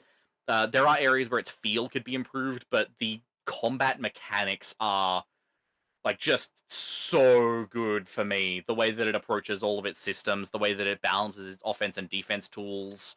It has lots of opportunities for interesting creativity, and it has some like fun little resource management-y things. I love it as an action game. I mean, there's a reason it was in my most played category. I've just sunk time into Lost Soul Aside because I love it. Um, Dynasty Warriors Origins, newest entry in the Dynasty Warriors series, a series known for being very button mashy, but this one really refined a lot of its mechanics to have a lot of focus on player expression. And I feel like, as far as like the complexity of how you engage with the tools that you are given, Dynasty Warriors Origins really stepped up the game for the Dynasty Warriors series, while also playing to the strengths of the series, which was one of the things people had big issues with the previous Dynasty Warriors game, Dynasty Warriors 9, was that it really tried to change up the formula quite a lot, and Origins is both a return to form and an elevation of that form. So, yeah, I think it was really strong. I need to play more of it, but what I have played really blew me away. Also, River mentioning that they really like Yakumo from Ninja Gaiden 4, the new protagonist. Yeah, he's a lot of fun. Hmm, nice. Yeah, that's my best action. Love it. So, moving on, we have best replay. So, this, it feels pretty self explanatory, but games that came out in the past and we replayed this year, which of those held up the best? Dynasty Warriors, the series that has made so many people learn about the Three Kingdoms period. Yeah. Actually own a paperback translation of the Romance of the Three Kingdoms book because of Dynasty Warriors. Well, So there you yeah. go. The proof is in the pudding. Best replay. Okay. It's Stellar again. I had to put this here because I did play it on the original PS5 release, basically when it first came out. And then this year I also backseated River for the Steam release. Mm, And honestly, both of those experiences were so positive but so different. And so I needed to mention it as a best replay because of how much that replay experience elevated it. hmm, Just it's a technical replay because it was watching someone else play it, but I was involved. It feels appropriate, and I had to mention it because it as I originally loved the game on first playthrough, but my experience of backseating River through it completely elevated that experience, and I couldn't not mention how good of a time that was. yeah. I have a Um, similar entry, so I feel you. Oh, SMT Nocturne, brilliant. I've been wanting to get around to playing the new port of Raiden Kuzunoha, so hell yeah. Um, the other ones here, I've just gotten into. I've just mentioned getting into the whole Ninja Gaiden topic. But yeah, I've also been actively playing some of the original trilogy of the Ninja Gaiden games as well this year. I think this year was when I finally finished the first one, and I've been doing some replays of 2 and 3 as well, Hmm, just casually. yeah. And yeah, great games. Love them so much. Just really. a really great flow, really good feel, and just like very nice to just hop back into for me. I've said a lot of times to people that my comfort games are not games that are like for relaxing and completing menial tasks. They are the most high octane action bullshit. That's where I'm most relaxed. Mm. Ninja Gaiden Master Collection is a really go-to comfy game for me, and yeah, Darksiders War Mastered. I was playing that again this year as well after finishing it a few years ago.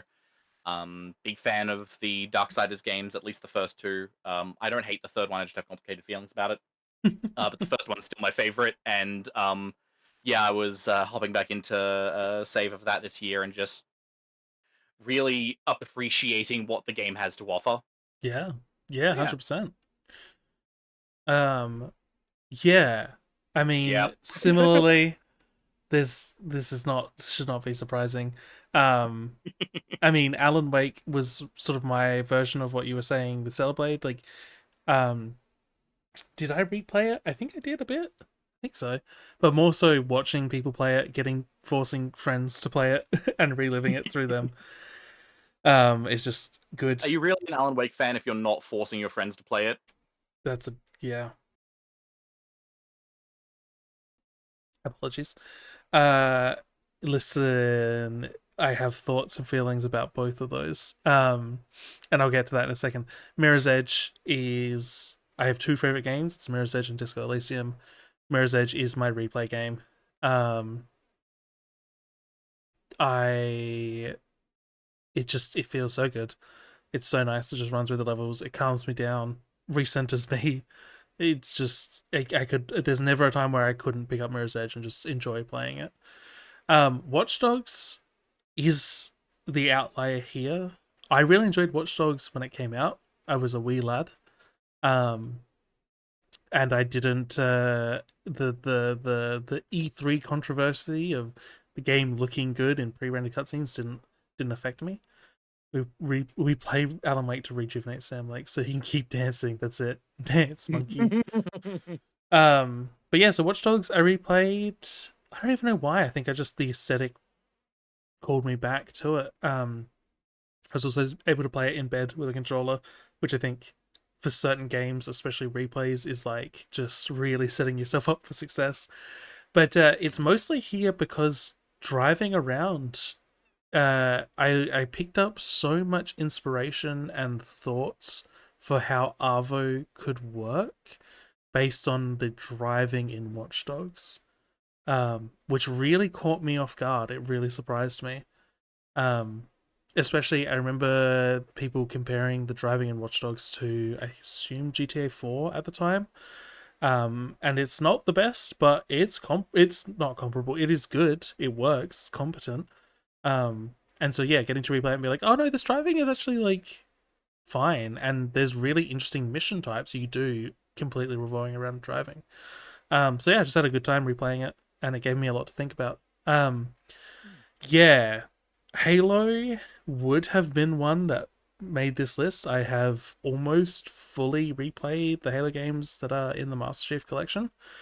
Um, yeah, Little Floaty. Yeah, I think it's just stylistic. But yeah, the Halo games. Look, one part is Microsoft. People Make Games did a great episode video about the bullshit that Microsoft is doing in relation to the genocide in Palestine, um, providing all sorts of surveillance and war services to Israel, which is just not okay. Um, so there is a boycott of Xbox going on.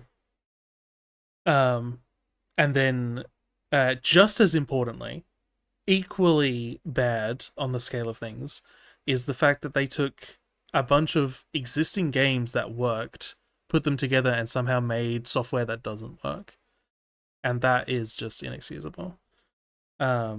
I'm joking. To be transparent.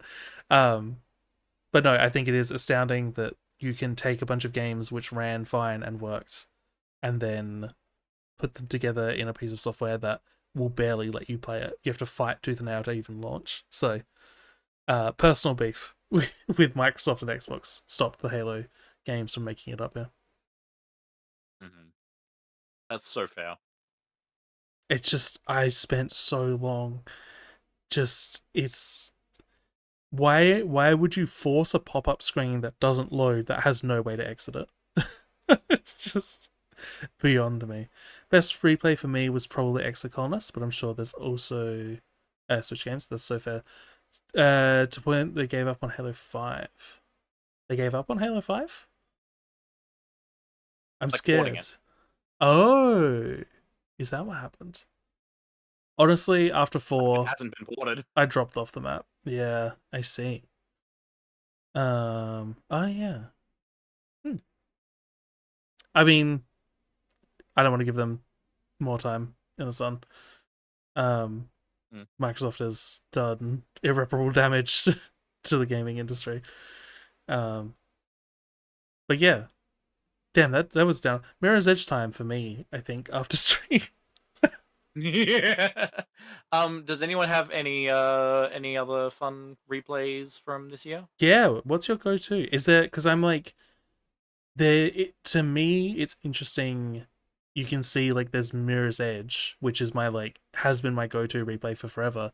But then like out of the blue replay Watch Dogs, where it's like, oh, I just happened to replay that for the first time. And I was like, oh, Cultist Sim, that's so fair. I feel like I hear you talk about that quite often. That Um, makes sense. Another category that I'm looking forward to revisiting if we do this again next year, just because it'll even more be that case of like what's a random game you played from ages ago that was just really good to replay? SMT, DMC, and Total Warhammer 3. You had me at SMT and DMC. Lauren and I'm I have not a been Total replaying War person, Stardew, but like, which has hell been yeah. nice. Yeah. Does that count as well? I don't know why I'm phrasing it like this, but I guess the question I'm getting at is how much of that do you feel like is replaying? Because that got a huge update. Was that this year or last year? Um, are you experiencing a lot of new content with Stardew? Later best replay. Yeah, that's fair. Is it really replaying if it's a game that never ends? Yeah. Can you replay Minecraft? Big questions. Same content, different day. Interesting. But yeah, I also look forward to doing best replay in future so that we can continue putting Stellar Blade on this list. It's inevitable. I am excited to see how the games will shift from categories like new to us to best replay. Yeah. Uh, right. Is this another one that I didn't? I don't think I contributed to this category. Don't think you did a best early access, which makes Yeah. sense because if you're not playing anything new, then you wouldn't be playing anything early access.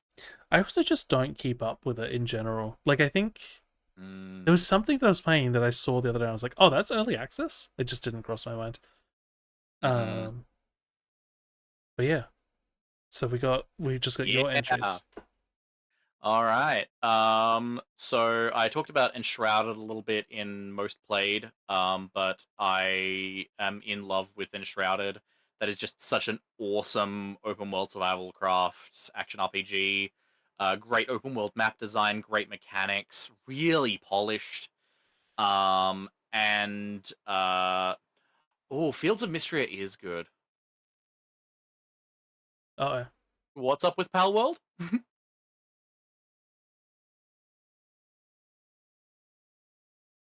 Is there a problem with Pal World that I have not been made aware of? Because if there is, then I am happy to take notes. yeah, I feel like that.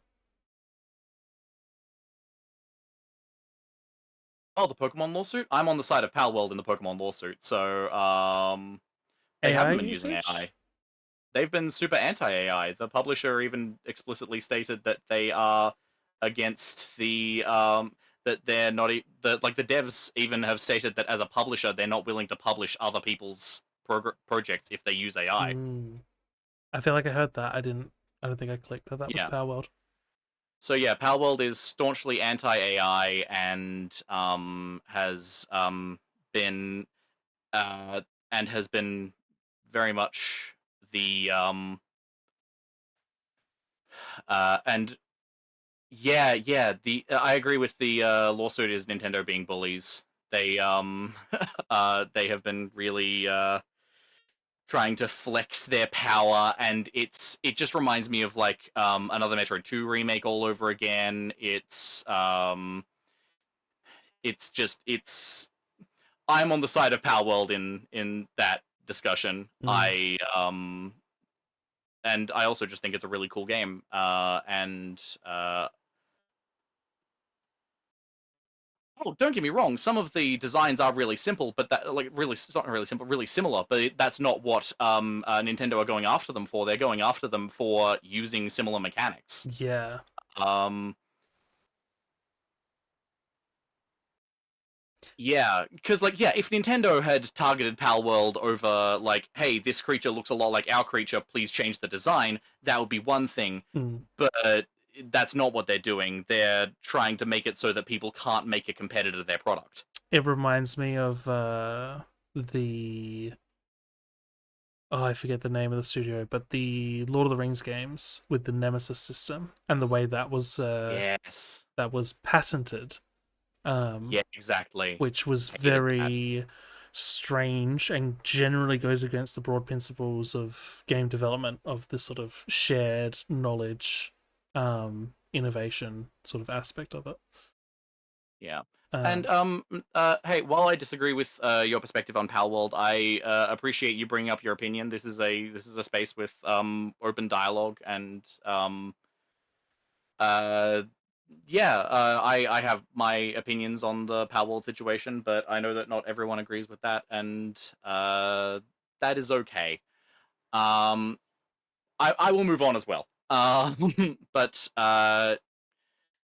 yeah, I've been really loving Enshrouded, and the stuff that's already there is like a crazy amount of content for a game. There's just so much stuff to do, so many places to go, and they're not even done yet. And that's especially why I feel like it deserves best early access because they are really adding whole games worth of stuff in their major updates for the early access. They recently added a new area that prominently features water. The game had not previously had like bodies of water. I don't know where Enshrouded is developed. I actually haven't really looked into that. But yeah, they recently added water to the game and like underwater swimming, and the swimming mechanics are great. The new fishing mechanics are really good. I've been really just getting way into the fishing, that is a and rare sentence in games. The swimming mechanics are great. It's like they're that's very well implemented and feel good. wow. And I'm also a person that really likes being able to go underwater in games. It just is Yeah. something that like adds depth to how I feel like I'm in the space. I either And want an invisible wall so I can't go deeper than my ankles, or I want to go underwater. Like I can't have that. Like you can bob around. yes, I completely agree. And yeah, full swimming, full like underwater dungeons in the new area, Wow, and also yeah, simulated water. You are able to use like devices in the game and stuff that can actually like transport and produce water, and it is fully 3D simulated, and it works great. And they're continuing to fine tune it, and it's really impressive. I'm just so impressed by the fact that like it's some of the most impressive game water I've seen, and it's in an update to an early access game. It's not like even like the base premise is that water sim. They just went, hey, here's a new update. Here's an entire water sim in this already content packed open world RPG. Fucking love it. Massive props to Enshrouded. I'm really looking forward to seeing how that goes. I mentioned Devil Spire Falls earlier, so I don't need to get into that again, but another stellar one. And Geno Kids is one that dropped this year into early access. It's still in its earliest phase. It's so it's pretty content poor right now, but it's made by people who love Devil May Cry and Kingdom Hearts, and there's clearly some like stylistic Scott Pilgrim influence, and it's just it's fun. It's got personality. It's got attitude, and it's got the makings of some really good character action game mechanics. So uh oh, Abiotic Factor. I have been wanting to play Abiotic Factor, but I haven't been able to justify the price quite yet. Uh, but yeah, Geno Kids is one that it's still in early days as far as its early access, but I was really fond of the initial release, and so it's one to keep an eye on. Mm. Nice. Claiming New Zealand as Australia is the Australian way. You're not wrong. Right. This is my category. I best friend game. I think I like the weirdness of the name. Um, I'd rather co-op, but yeah, I remember seeing Abiotic and I was like, but again, price. Uh, Yep. friend games, games to play with friends, games I played with friends. Um, I have one that I think should have been on here, and I'll talk about that at the end. House Flipper 2. I've seen some mixed reviews. Um, I don't. I got it as a Christmas present, and we've been playing it. 4 player house flipping is just fun and chaotic, and I laughed so hard the first couple times we played it, just because just the shenanigans that happen. There's something about a game taking itself so seriously, and then something just moderately silly happening that I think is just so funny. We were really struggling with the multiplayer. Trying to do all these different techniques to get it to actually work, and we're complaining about it. And then like the next day we log in and it had been patched. So good stuff. Peak, obviously. I mean, this was up for like major awards in this category. Just really good, really interesting game design for encouraging it. Good game. Web fishing, same deal. I've talked about it. Sons of the Forest. What'd you say, River? I'd play Sons if it wasn't such a chicken. Oh, if I wasn't such a chicken, makes more sense. I was like, what is a game? What does it mean for a game to be a chicken? Um, again, Sons of the Forest, very serious, very narrative, very spooky, and then just like the goofiest shit, just Oh yeah. tearing about the forest in a golf buggy. Just Hmm. it, it's so good. Getting the shotgun in Sons is so good. I love fighting these like grotesque mutated human forms. You've got like a knife strapped to a stick and a like the most caveman looking bow with stone arrows, and then just hearing someone pull out a gun and start shooting is just so funny to me.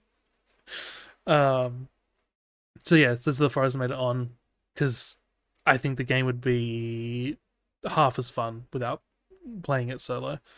And then Portal 2, real like pulling that one from the past, but replayed the Portal 2 co-op with Lauren, and it was just there's something so good. There's something colonist-esque about Sons I can't get around. Yeah, I suppose. I think that's Um more an issue with the subtext of the first one to me. I found that less of an issue with Sons, but I do get where you're coming from. yeah. There can be a bit Yeah. of a weird vibe. There can always be just a bit of a weird vibe when there's like tribal coded enemies. Mm.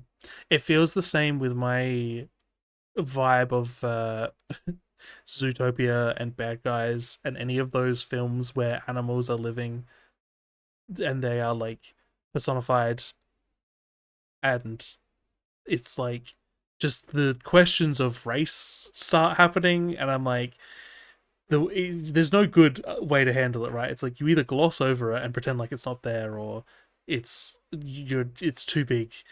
Yeah, it's just like,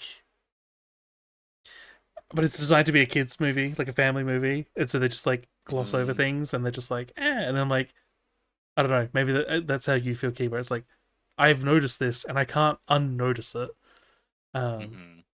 but yeah, uh, Portal 2, everyone knows is great. Playing Portal 2 co-op with a friend again after not playing it for years was just delightful. I agree. So that's friend games. The one that should have been on here that I didn't think about because it's not in my Steam library. Technically, I haven't played it. I did think about Deep Rock. Um, I think Deep Rock honestly was closer to going to best game feel than friend game. Um, Interesting. the one that should have been on here, but I didn't think about because it wasn't in my Steam library, is Monster Prom. We played. Oh. Key and I played Monster Prom, Monster Con. I forget the proper title of it. Monster Dating. We played that on stream on Key's channel, and it was a blast. Um, and we'd played all the others on stream too, but there's been quite a big gap between that for us. And then just playing monster dating stuff over Discord, just having one person play and everyone voicing characters and trying to date the hot monsters was just real good friend game. Um, and another game that's just very wholesome. If you haven't seen any of it, the devs are very supportive, very active in the community. It's very inclusive. It's just good, wholesome with hot monsters. But yeah, that's friend games. And then this is your this is your category.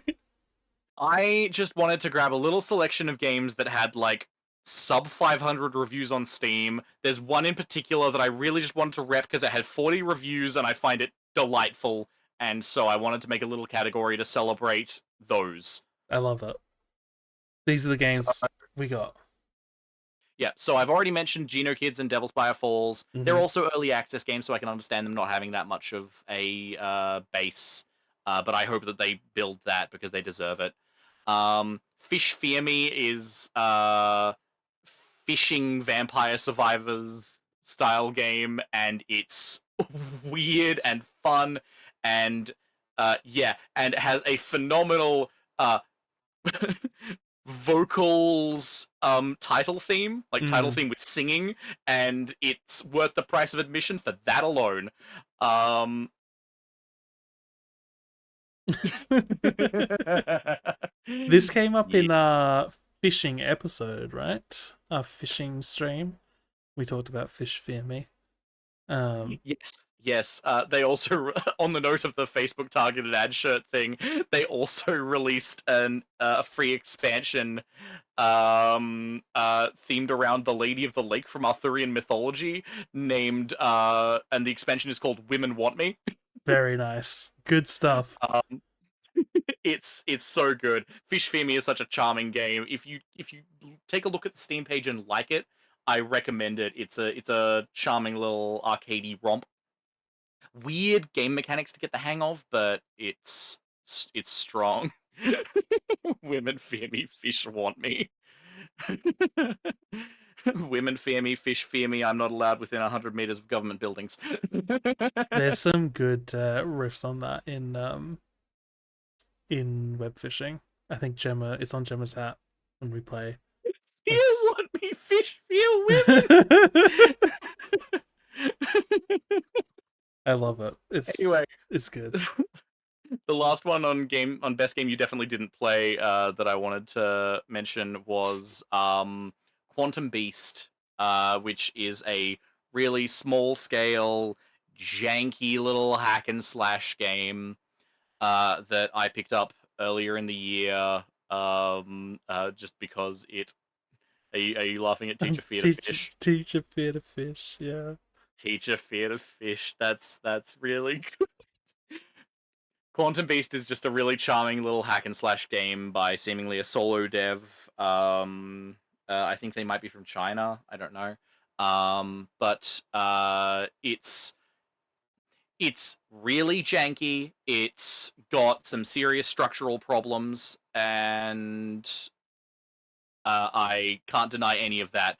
But its combat mechanics, just on that functional level, just like how its combat is designed, is so good and shows such phenomenal insight into just how character action game mechanics operate and how they should interact. And I adore how this dev approached it. And so even though it's a janky little game, I still just had to rep it here. it brings me joy, and I wish that developer nothing but the best. Very nice. I want to know if anyone in chat has played any of these games. I want to know how valid the title is for this category. Devil Swifles. Nice. We got one. I fear what this category may turn into in the future if it persists in some form. I ain't played any. I ain't played any either. And I was gonna say when I saw this category, but when I was putting both of our slides together, I was like, "Who's you? Is you me? Are these games I didn't play? Are you targeting me? Play more, celebrate later. Hell yeah! All right." Look, this is a category just for like, if you were watching this, no, you fucking didn't. Prove us wrong. Play the game. Exactly. That's also partially the thing. I want more people to support these games. I think they're cool. Hell yeah. Usually, you don't need to support Quantum Beast. I just love it. Right. Oh my gosh. We're finally here. Oh, This is it. We're down to Game all of the right. Year. Again, not Okay. necessarily games that came out this year. And wait, no, this category should be Games of the Year. Game And of the Year? yeah, mine did come out this year. New York I Times did make sure to bestseller. be. Yes, that is honestly how we're approaching this. Fish, fish, fish, fish. Okay, I so these are see my games of no the year. fish.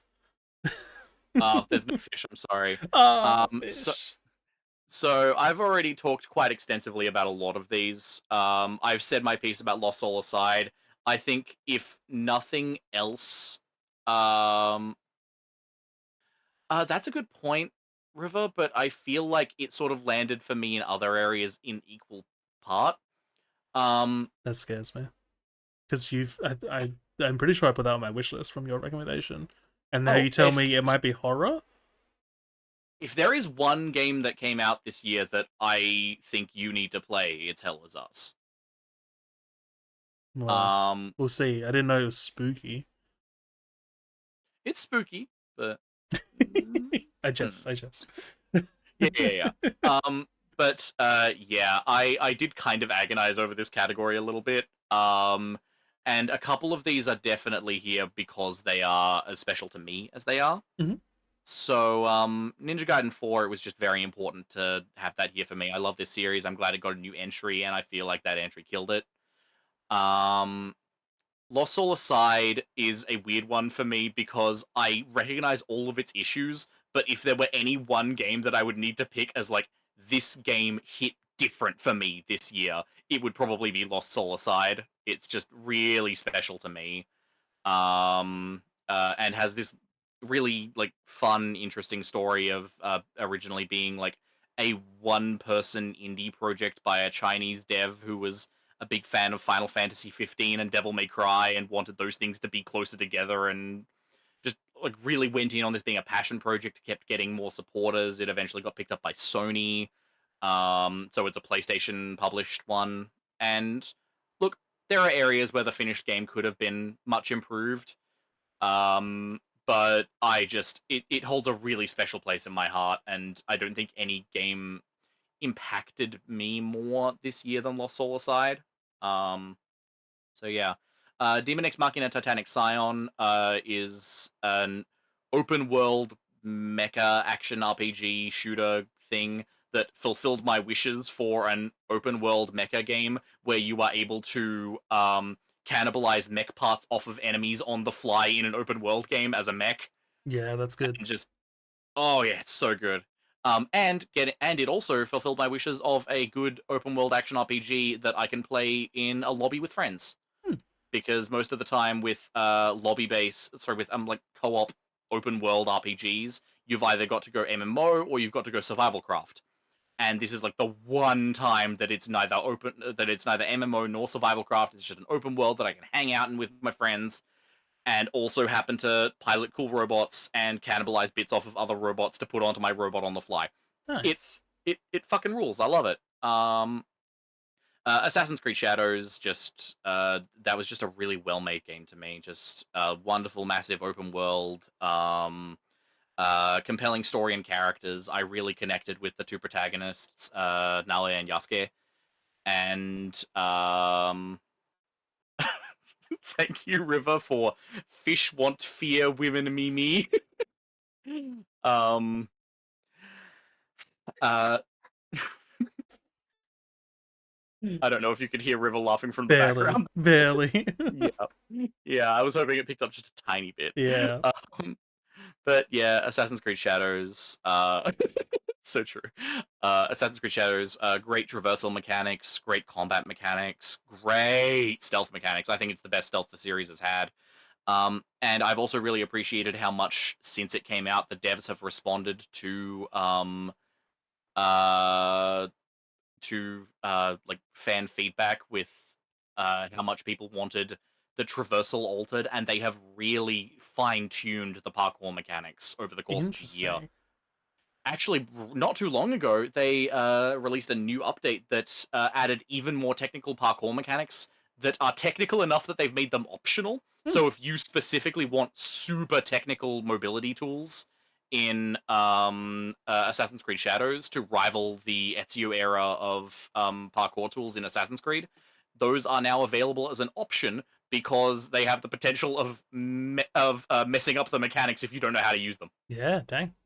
I love that. That's just such a great way of like, we hear you. We know that our fans are not monolithic. So here is something for those OGs who want to be able to do all of this really specific cool shit. Mm. And I respect the hell out of that. And finally, we've got Hell is Us, which I have played embarrassingly little of, but what I have played has really stuck with me.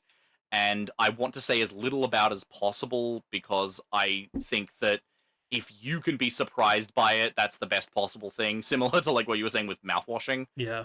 Yep. But yeah, really, really strong.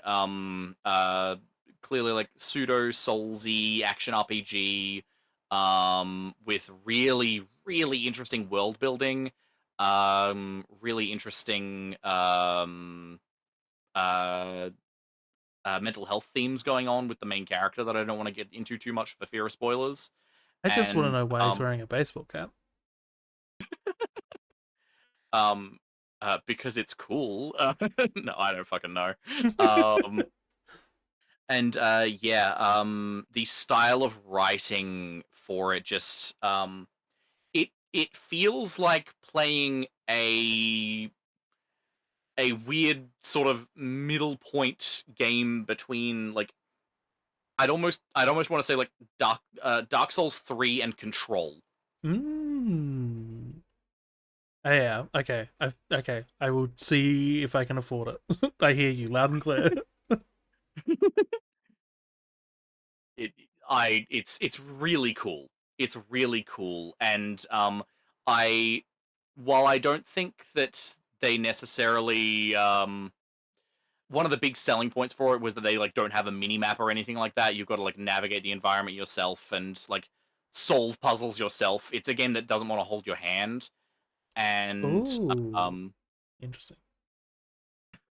and yeah, I feel like just having a game that just asks you to play a game in asks you to play it in the way that you played games in the 2000s where we didn't have a lot of these contemporary hand-holding mechanics. And I'm not against the hand-holding mechanics. It's accessibility, and I'm glad accessibility is there. But having a game that goes, "Hey, right up front, we're not doing that. We're sticking you in a room with a puzzle, and you're not leaving until you figure it out. And then you need to remember your way back to the start of the level. Fuck you." Yeah. It's special every once in a while, and it's damn good. I mad respect for Hell is Us. Very nice. Very good. All right. Game facts, and we're lucky to even have that. Yeah. Yes. Uh, I guess rounding out are my picks. Unsurprising, everything you see here has been previously nominated. I feel like that's kind of the point, though, of what we've been doing, right? Like, this makes sense. This is our culmination. Mm-hmm. These games have aspects that we think are phenomenal, which show up in other categories. Put that together, you get our picks for game of the year. Um, 100%. yeah, I mean, what more do I need to say? Peak web fishing, just so good for my socializing and my friendships. I mean, web fishing even professionally has acted as a very nice little platform to have discussions while we're on Twitch. Peak is just Yeah. it's not just good friend stuff. It's also really well made. Silksong, I could not be here. Game of the year was something you hadn't mentioned earlier. I'd be concerned, right? And it's just, I don't know. I'm very happy with this format. I like the fact that there's no anticipation. There's no like, and the winner is. It's like, no, this shouldn't be a surprise. This is Hmm. this is what we enjoyed. Um, but yeah, all very technically well-made games that are fun with good mechanics and, where applicable, good narratives, and then just also resonate with me for like an external factor, something I brought to the game that it reciprocated and doubled. No game of the year is the time for a wild card to come in. Randy Ortonster, yeah, yeah. What more do I have to say? This games of the year. Um, that's gonna wrap it up. I didn't Yeah. hide anything afterwards. It's just that's it. Um, I might I would download this slideshow as a PDF and I'll pop it in the Discord into one of the Game Awards categories. If y'all want to get your shout outs in for your personal game of the years before stream ends, go right ahead. Um, Also, if you jump in the Discord, feel free to add your own games to any of the categories we have. And your games of the year, feel free to post them there if you just need to Stellar Blade, need to scream them. 80s 2, Metaphor. I love it. Metaphor Fantasio. That's the one I was trying to remember the name of earlier. Thank you. Mm. That's the one that has the combat mechanics that are quite similar to Trails in the Sky, because they do the combined action RPG and turn-based RPG stuff. Anyway, sorry, had to get that out of my Yes. system because I was trying so hard to remember what that was called earlier. Perfect. Thank you, Gimme. We rounded out streams so nicely. But yeah. Uh Oh, next week we will not have stream, I believe. Yeah, that's right. Being first stream of the month, is our break, even though we just had a break. Don't question it. Oh, disappointment of the year. Yikes. Interesting. I Let's talk love about that Richter, on so not that's a interesting. public platform. um, but yeah, so we won't be live next week, at least with this. Hopefully, I will in the new year, new me, more streaming from me. Um, hatred, everything has value. Um, I can get behind that. that's I'm gonna get. We're gonna end stream. That's a huge topic. Yep. But yeah, thanks for joining. Thanks for joining chat, opinions and thoughts. We will see. We'll see you all It's next time. been a lot of fun. Bye Thanks for bye. swinging around.